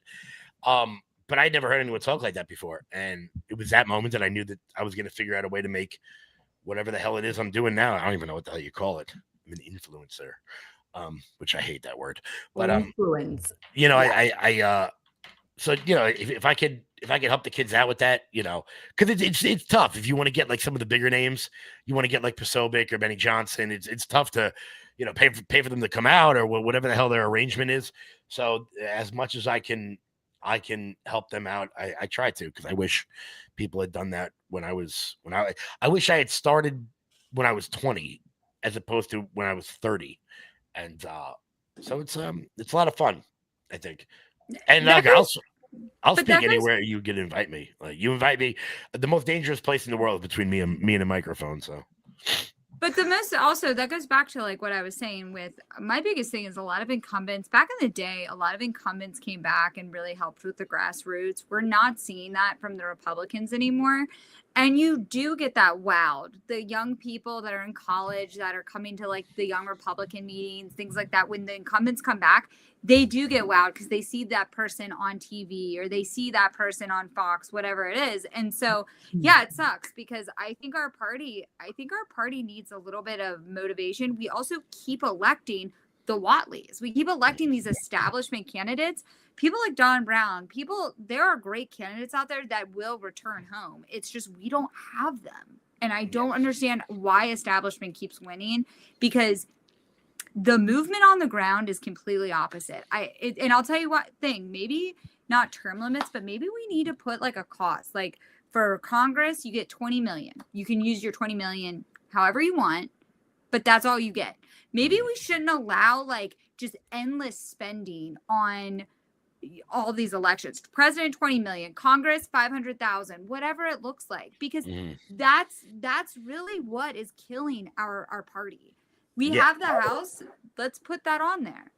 Yeah. And you know what else it is too, is that a lot of people, and like I was saying before about the sort of influence, I don't even know we weren't on camera for that.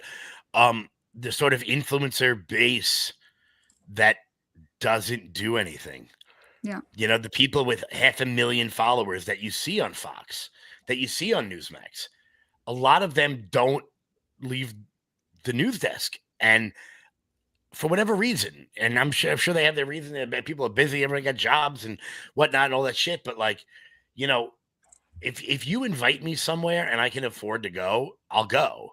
Like I don't like when I go to speak somewhere, I don't get paid. Sometimes they'll throw me like my flight, but I Yeah. want to show them what it's possible to do. I mean, look, I'm the son of a cop, and my mom was a manager in a restaurant, and I was at a fundraiser at Mar-a-Lago for the governor of New York. Like you can do that, and I think that's why I like JD Vance so much, because you know what, you look, Peter Thiel and Yeah. Palantir, but look, there was a time JD was not like one of these legacy families that, you know, were ninth generation at Harvard. You know, he worked his ass off and he got really lucky and kept working his ass off and showed that it is possible to be a complete fucking nobody and become the vice president of the United States. Lee Zeldin, same thing. You know, grew up, his parents are divorced. You can do this. Not everyone can, and you have to get unbelievably lucky. You know, I mean, not everybody, you know, graduates from Yale Law School and then bumps into, you know, the guy who started PayPal. But you know what? If you put yourself in the right rooms, if you put yourself on the field, if I say it to young kids all the time about the conventions and stuff, you know, if you want to be a player, you got to be on the field. Yeah. You got to show up. You got to Mhm. do 99 things for free before someone gives you something for free. If you start a podcast and you want to be Joe Rogan, you're never going to do it. If you get into politics and you think that you're going to get paid on your first campaign for working a school Right. board race in Topeka, Kansas, it's not going to happen. You have to volunteer on 9 campaigns before you get offered, like, to have your dinner paid for. That's unless you're one of these Ivy League snobs that goes to like Harvard or Georgetown or American, or, you know, you gotta intern in DC getting paid shit money for a summer to do these sorts of things. And I think that a lot of people think that you just like, oh, I have an opinion, so I'll be on Fox. And it's like, Yeah. yo, like Jesse Yeah. Waters was Bill O'Reilly's bitch for 20 years before he got his own show. Like, that's Yeah. a long ass time.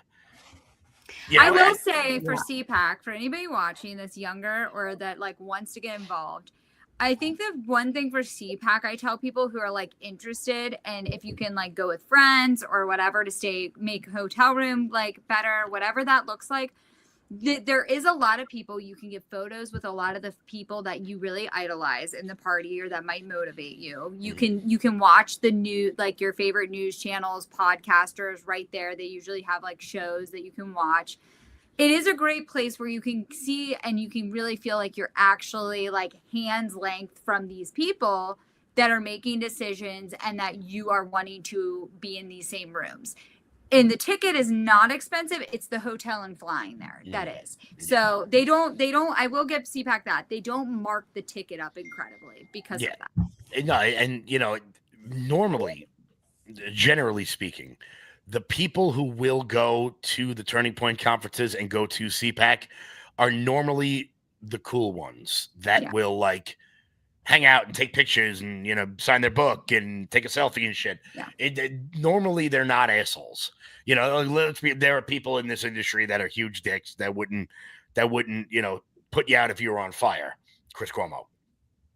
But, you know, most of the people that go to the conventions are pretty chill, and like, you know, you bump into them at the bar afterwards, after the day they're hanging out. You know, it's and you can meet people from other parts of the country. So when you do start running campaigns, or if you are getting involved, you need, like, I can't tell you how many people I call, like, all of us live in a different state. Every single one of us live in a different state. And so like it helps having people, meeting people that want to be in this space. Well, and also because then when an event comes up and you want to go to it, maybe you don't have to pay for your hotel because you met a friend at CPAC and they've got a couch.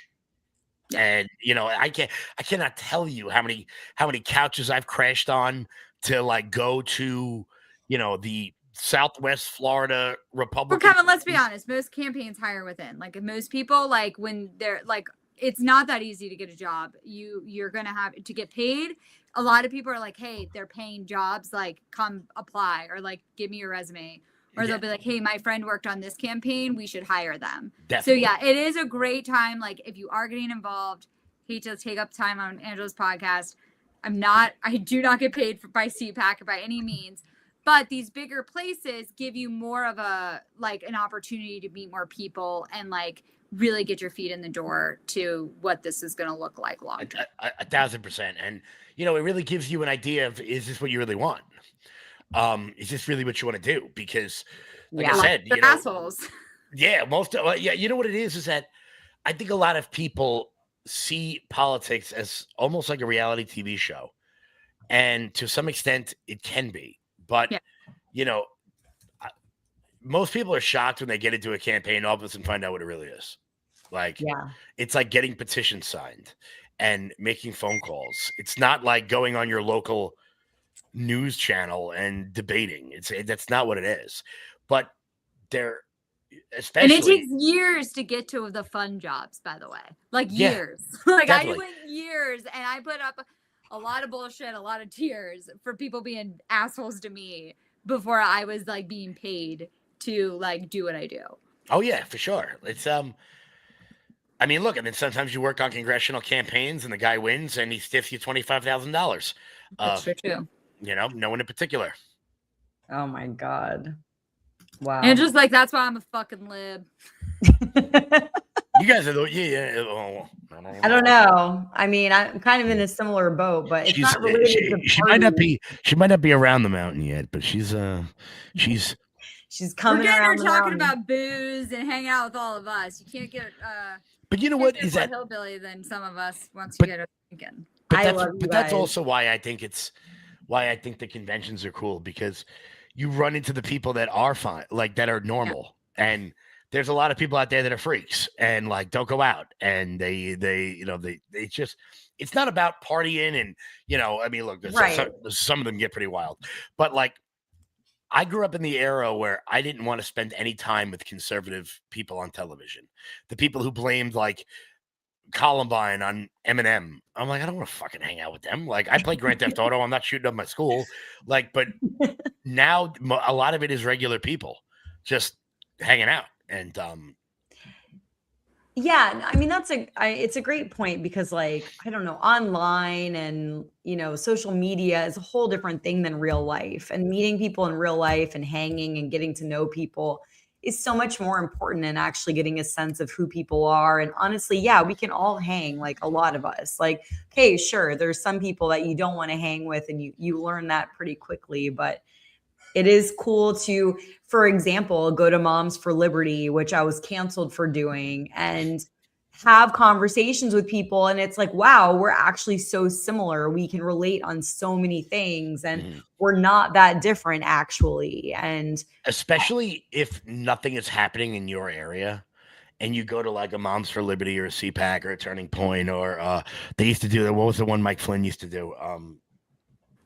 Reawaken America, stuff like, you go to any of those, like, it lets you know that you're not nuts, that you're not, that there are so many people out there like you, and you learn how to flip your school board race. Cause like, you know, especially the Moms for Liberty stuff, because I think they do a good job with like the hyper local races. You know, people don't know, oh, my school board's insane. Okay, well then go change it. All right, well, where do I even start? You know, I mean, I know where to do that, but we didn't know when we first started. You got to meet. Yes, politics sounds a lot like the rest of the entertainment industry. Without, I got threatened last night by 2 different committee chairs because we have to move districts. Trust me, like it is like it's like a soap opera too. There's a lot of sleeping around. There's a lot of chair moving. There's a lot that goes on. I live in New York. My county, our GOP chairs run this like the fucking Gambinos. It is bananas. Meanwhile, I'm out here like, you know, I'm trying. I lost that sentence. But you know, they run it. I'm out here like it can be like a mafia, you know. And but like for all of us saying this, I just want to say, as much as it's not as fun and hot topic with wars, it's a great conversation because not enough people actually know how to get involved, where to go. And we've all been just talking about how we're not getting enough voters turnout. We don't have the parties we used to have. So honestly, there should be more podcasters that talk about things like this because we don't talk about it. And as much as it sounds ridiculous, it can be fun. It can be hard and shitty, but like it is fun. And as much as we all don't like each other a lot on the inside, we would all stick up for each other usually when it comes time. Like a lot of us would call each other and be like, we have to include her. Like she's been around forever, you know, like even if we don't like that person, we'll be like, fine. Like she's Plus, been around forever. We gotta call you her. find out who the real ones are. Yeah. Pretty quickly, you know. Always. And it's not, especially if you know somebody from being online, like you find out who they are almost fucking instantly. Because there are so many people in this industry who have like the greatest online persona, and then you meet them in real life and they are so fucking boring. Like 180 characters is their max. You know, that's all they've got. Well, I think we're gonna definitely have a lot of, one of our biggest things though is, will these TikTokers, will these influencers convert and actually help us get the base? That's my only thing I'm gonna say, because I know a lot of TikTokers, I know a lot of faces that go on Fox, and they don't do anything with candidates. They don't do anything as of going to like these events because they don't need to, because that wasn't their goal. And you know, we need to be careful also who we're listening to, because some of these people are not politically smart. Look, for the next 3 years until Trump is out, people are going to ride this wave, this Trump wave, to as much fame as humanly possible, and then hold on to that and stay the sort of influencer thing. But the real ones that are out, like, look, 28 primary, Trump's not in it. I will be in it. Like, I will be out registering voters, because I'm an ideologue. I'm not an opportunist. And the real ones can also bow out for like a season because they need a break or because it's been too much. And the real ones can always come back. Like, you'll see the ones those come in and out. The ones that are just influencers, they'll just stay, but you'll never see them actually do anything. Like, oh yeah, but look, in December, call me in December, see if I answer. Fair. After election, after like the last 2 months of, thank you, David. I'm going back to this. I want to make sure you see it. Well done, Kevin. You inspire the future generations. God, if my high school teachers could read that. I ran into I was at my nephew's JV baseball tryout, and I'm leaning against the fence. And all of a sudden I hear behind me, Smith, why am I looking at you right now? And it was my baseball coach from high school who still coaches varsity baseball. And he goes, there is no way you are old enough to have a kid on this fucking team, because if you do, I'm going to retire right now. And I was like, well, maybe I do. But no, hearing that's nice. So yeah, I think that it's amazing. And I mean, all of this is so helpful. And, you know, we talk a lot about sort of like keyboard warriors and people online, you know, just going at it. But the boots on the ground, the people that are out there like you guys and doing the work and signing people up and getting people to vote and just like actually out there doing the work, I think is so important and inspirational. You know, we talked to Sean Hendricks last week, and you know, he was so inspired. He got involved in local politics. And so I love these stories because it's, you know, it's just encourage it, empower it. Yeah. By the way, it looks like Tellerico's running away with it. Oh, yeah. Abbott won too. Yeah. Like a lot of establishing candidates, though, it's really shocking because there's a lot of people who. Money. Yeah, and it looks like Crenshaw's gonna lose. Good. Well, But you know what sucks though is that some of these primaries are so early that Crenshaw losing makes him a lame duck for 9 months. You know what I mean? Like, not even 9 months. It makes him a lame duck for 11 months. You know, so now he has no allegiance to anybody. Now he's just about finding his next gig at Raytheon or some shit. So it's like, you know, that lame duck session for some of these guys is wild. Let's just keep going through some of it. Where's the Maya Flores seat? I like her. Maya Flores is going to lose. Valentina Gomez is going to lose. Looks like Crockett's going to lose. Good. Paxton is down 16,000 votes. Yeah, so it looks like Cornyn's going to win that one. Okay, well, I know thank you. No, thank you for the update in real time. Appreciate it. Definitely good to know. I'm going to go to this question. I'm going to bow out for a second and let you answer because I know you guys will be able to take this one. Right. Why is Trump Israel first, not America first? Well, that was part of the question. Is it America first? Is it not America first? Like, how, in terms of the war. There is, and I'm going to cut Madeline off here because I know she got something to say. But I think there's also a difference between. I'll be right back. You can be America first and support Israel in that order. And I think that people think that, like, if you like Israel, that means you're Israel first. And for me, I'm like, okay, I support people with values that are similar to mine, but I put my country first. And we're in a place now where, like, if you say anything kind about Israel in any way, shape, or form, it's like you're a traitor to America. And I think that's bullshit. Fair. Here we go. I like England.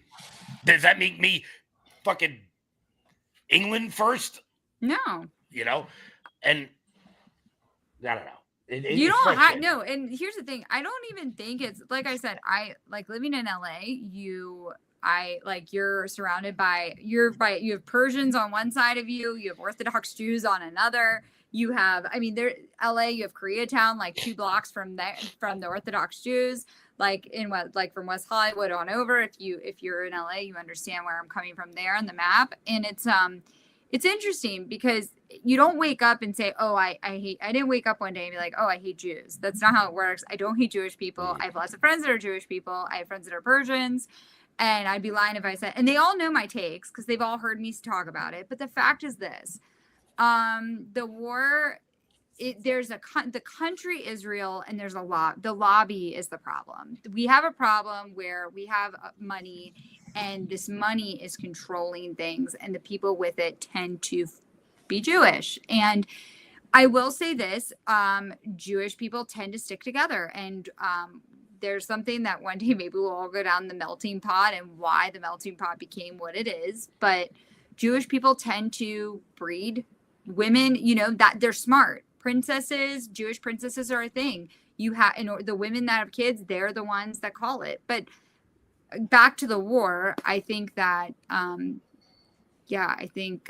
Trump is, unfortunately, I think Ivanka is always been one of his number ones. Barron's his baby. I think Kushner has a real hold on him, and I think he has a lot of donors that fall in line with Israel. I'm sorry, Maryam Adelson is from Israel.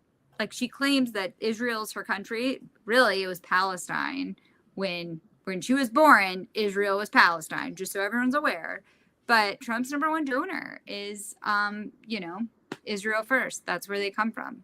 So, and if your politicians are putting Israel before your country, then you should really ask them why. You have a right. Thank you guys for, I knew you could boss that question. Yeah. She right. Nice. There you go, Madeline. You got this. All you women stick together. This is bullshit. That is not true. Have you seen my comment section? You always talk about it. Kev. I got women coming for me all the time. Come on. Well, that's because they suck. There. Trump, what do you guys have to say about this? Trump needs to be impeached. Oh, impeachment doesn't even mean anything anymore. It's become so fucking pointless. They're going to impeach. Like, if they win back the House, they're going to impeach him on day one. Like, Wait, I heard that. Do you know the movie Nuremberg Trials? You know how we always say how movies predict like the future. mhm. Right. They are saying that there has been talks by like the far left. They've said that if they win midterms, they think we're looking at like between midterms in 2028, like they want to have the Trump cabinet like the Nuremberg trials. They say it's going to look like that, and I'm like, oh my god, please don't. Well, you know, I mean, we should check how that ended. But by the way, that's a great movie.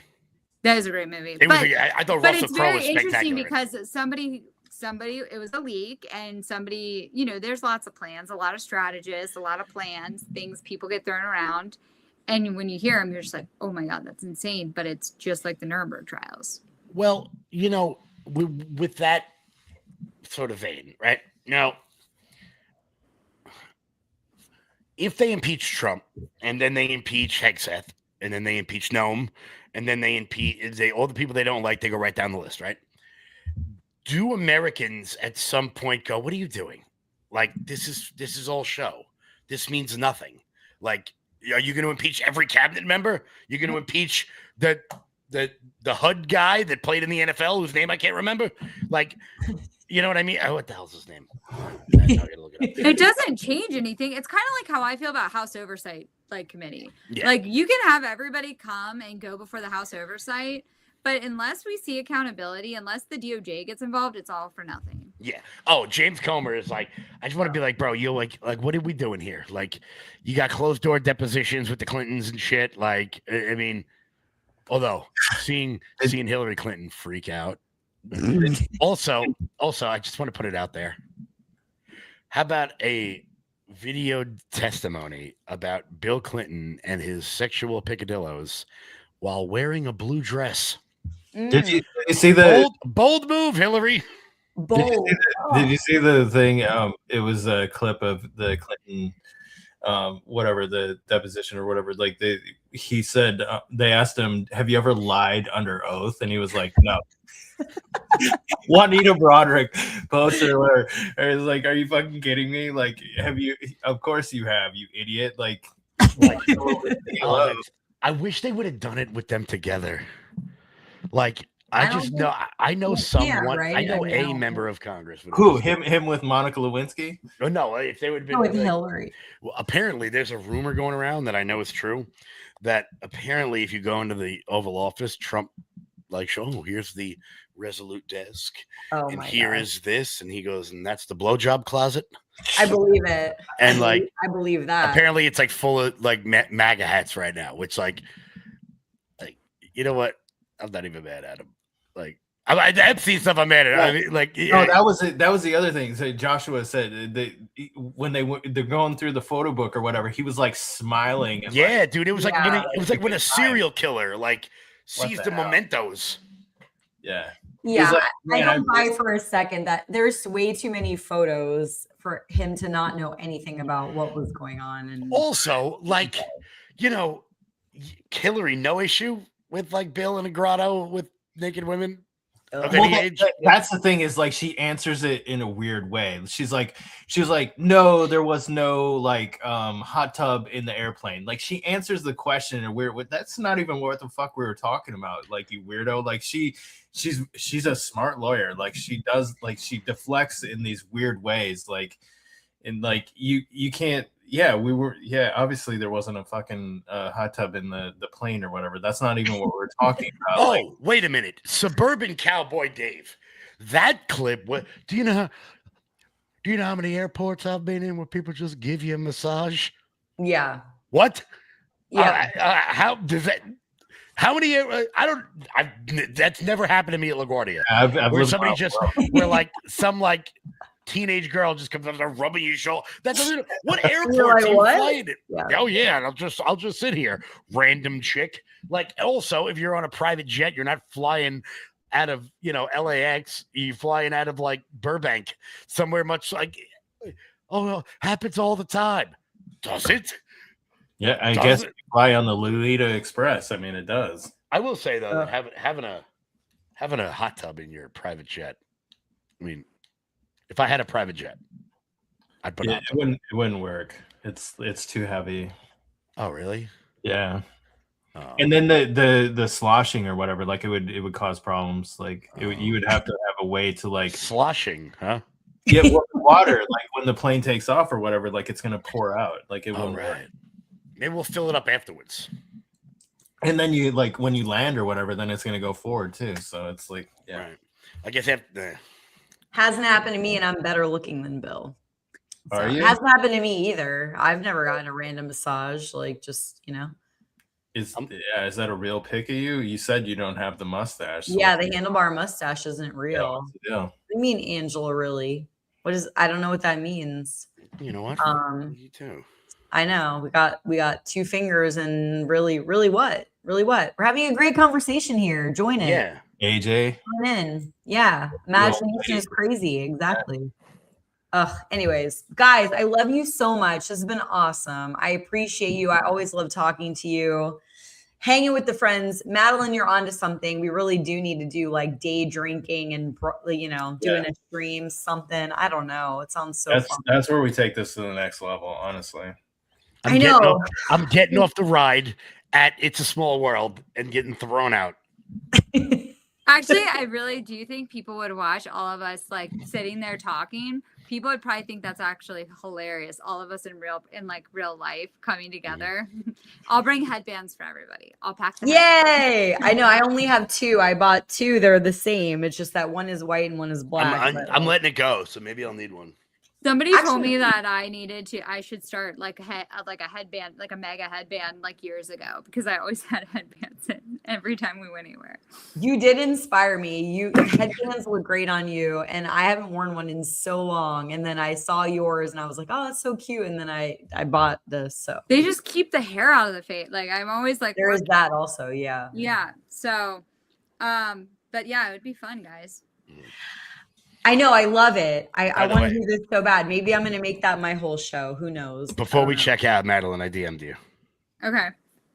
You should take 3 or 4 days to apologize for being mean to me on camera. So wait, David, are you talking drugs or are you taking drugs next show? Are you talking drugs or you're taking drugs next show? SSRIs? What are we Be talking? Careful. I just got to put that out there. I don't want anyone to die. So everyone be careful. Be safe. Ange says I have some headbands for you, Madeline. Hey, I'm in. Love that. Just saying. So you guys connect. Yeah. Guys, I love you so much. This has been awesome. Thank you so much to the audience. Also, you guys have been a lot of fun. Guys, okay, there's some handles here, but Madeline, where do you want everyone to follow you? Follow me on my X. You can follow me on my X, Instagram. Yeah. I don't get on TikTok because I feel like I'll just get kicked off. Or whoever keeps saying the parody account, like you know what? There's enough clips between these podcasts I'm on. I'm sure you guys could like make a great parody account. I'll approve it. The clips love you. Like when we make clips of these streams, like the clips love you. You're so good for clips. Somebody else told me that the other day. Somebody's like, Madeline, you really need to get on TikTok because there's so many funny clips that roll around of you. And I'm like, and actually one of them was me rolling my eyes. Like I rolled my eyes at the perfect time at somebody else. I was like, damn, I just keep getting caught. Like, but you're so lovely. So I mean, I don't know, the eye roll, it's great. Because and I'm typically fighting with somebody like Kevin, and me and Kevin just then say fuck it and like become friends, you know. Yeah. So always it's our back and forth. Look, I think disagreement is healthy. You know, I think that the sycophants out there who either, and it goes both ways. There's people who never question the party, no matter what they do. And then there's people who immediately see and hear something and go, well, that didn't happen.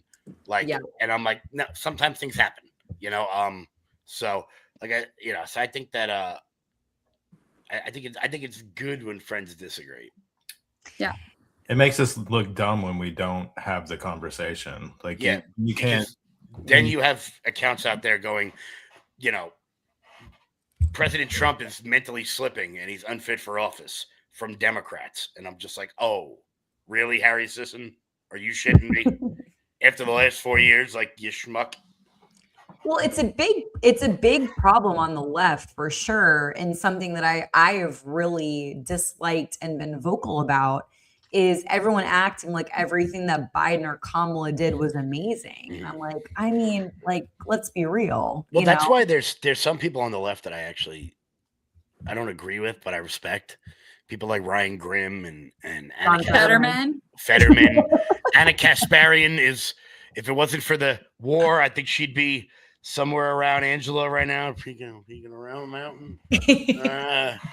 No, but I feel like that's Angela's like whole thing. Like I feel like that's like why people like Angela, or they just like come for her. But it's such a shit reason to come for somebody just because like you're middle ground or don't like care for something. That's crazy. Yeah, it's crazy. Right. So Like, social media doesn't make room for nuance. Just so you know, a lot of the people that like back Trump on everything or all back the same thing, it's all because of money. Like, if you see all the same statements going out, it's due to money. Promise. Yeah. Endorsements can be because of money too. So. Yeah, no, I like, again, with the transparency and exposing things, I love it. I appreciate you. I appreciate that. Yeah, it's been great, guys, as always. Thank you so much. Everybody follow these guys, their handles, Jay, Kevin Smith, The Loud Majority, every day, 3 p.m. Eastern. Yep, every day, 3 p.m. Eastern on all the platforms. And you can watch tomorrow. We chat tomorrow, right? Yeah. Yep. All that. Yeah. Jay, do you have a show with Madeline probably tomorrow? Or what's up? Yeah. Well, Jay, sorry, Jay. Yeah. Well, I have a congressional candidate that wants to come on. I got to confirm with him tomorrow, though. But if he does, then I'll have a show tomorrow. If Madeline wants to join, she's welcome to. Obviously, Michael wants to. But anybody else, anybody in this panel wants to come on, I don't care. Like I can have like I don't know how many people I can have. I think I had over 10, right? Is that how many on StreamYard? I don't know. I have no idea. I've only had like 10. That sounds like a lot, man. That's like a double view. Good luck with that. Yeah, I had 6 and I was like, yeah, I think 4 is the magic number. Yeah. Well, it depends. Like it depends. If you have like 2 Kevin Smiths, right? It's gonna be like they're just gonna go like the whole time. So that's it. You know, that's actually when you can do a show like that though, like it's actually kind of nice because then you're on autopilot, right? Like if you have more than 4 people, we call that the Piers Morgan, where everyone just yells on a delay and then goes. It is, yeah. It reminds me of the early Zoom days where it's like no one knows when to talk, and it's like you have to do the. You have to unmute. You have to unmute your mic. You have to unmute your mic, or you have to mute your mic if you're if you're you know, if you're what the hell's his name? Oh, the guy from CNN that was on camera. Oh yeah. What the hell's his name? I should know, but I don't know. Oh man, see, yeah, that's gonna change my Google search. Well, real quick, then while you're doing that, David said Angela and friends are nice. Best wishes from Castle. We love you. Thank you so much. Jeffrey Toobin. Oh, there you go. Yeah, I got to enjoy seeing Angela change parties in real time. Love you guys. See ya, cowboy. Trangela knows that you're a cowboy guy. We love you. Or is it Sia at Cowboy? Well, yeah, there's that too. Oh yeah, Sia at Cowboys. So whoa. Yeah, see you there. See you there. Cowboy sounds like a gay bar. Oh, Trangela said see a cowboy. Nah, Jay, I'm telling you, bro. To Dave. Yeah. I don't know if heaven's real, but when I die, take me to either Cowboys in Orlando or Cowboys in Dallas, and like I'm good. It's like $3 Miller Lights, and everyone's good looking. Really? All right. I can't wait to hang with you there. There's got to be some content filmed for sure. Like it's gonna happen. Yeah. Guys, you're the best. I love you so much. Thank you so much. This has been great. Thank you for your time. Everybody give them all the love. Thank you so much, guys. Good night. Thank you guys so much. This has been amazing. I appreciate you so much. It really has been an incredible night and really enjoyed chatting with all of you. And thank you so much for joining the conversation, all your comments, questions, feedback, etc. It's been a lot of fun. So yeah, keep hanging with us. these are some of the regulars, and we switch it up all the time. We bring in some special guests, etc. So we'll have another show coming up for you. The next live stream will be on Thursday at 9 p.m. Eastern time. So please, I don't know, set a reminder or something, put it on your calendars, your schedules, because I love you guys and it's been so much fun. So I would love for you to join the next one. So we'll see you Thursday at 9 p.m. Eastern, and then every Tuesday, 7 p.m. Eastern. I know we were a little late today. Maybe you were running a little late too, hopefully. So maybe it worked out for all of us. It's been so much fun. It's been so much fun. I appreciate you guys so much. Thank you for joining. Thank you for sharing the stream. Thank you for liking it. And if you haven't already, please subscribe on YouTube. I would really appreciate it. You guys rock. This has been so much fun. Thank you guys so much. And let's hang soon. And yeah, I guess the soonest we'll hang. You can DM me also, but the soonest we'll hang will be on Thursday at 9 p.m. Eastern. So join us. It'll be a lot of fun as per usual. And thanks. I'm so thankful to the amazing panel tonight, the guests, and all of you for joining. Thank you so, so much. I hope you have a great rest of your night and great rest of your week. Stay bold, mofos. Love ya. Good night, guys. Stay bold.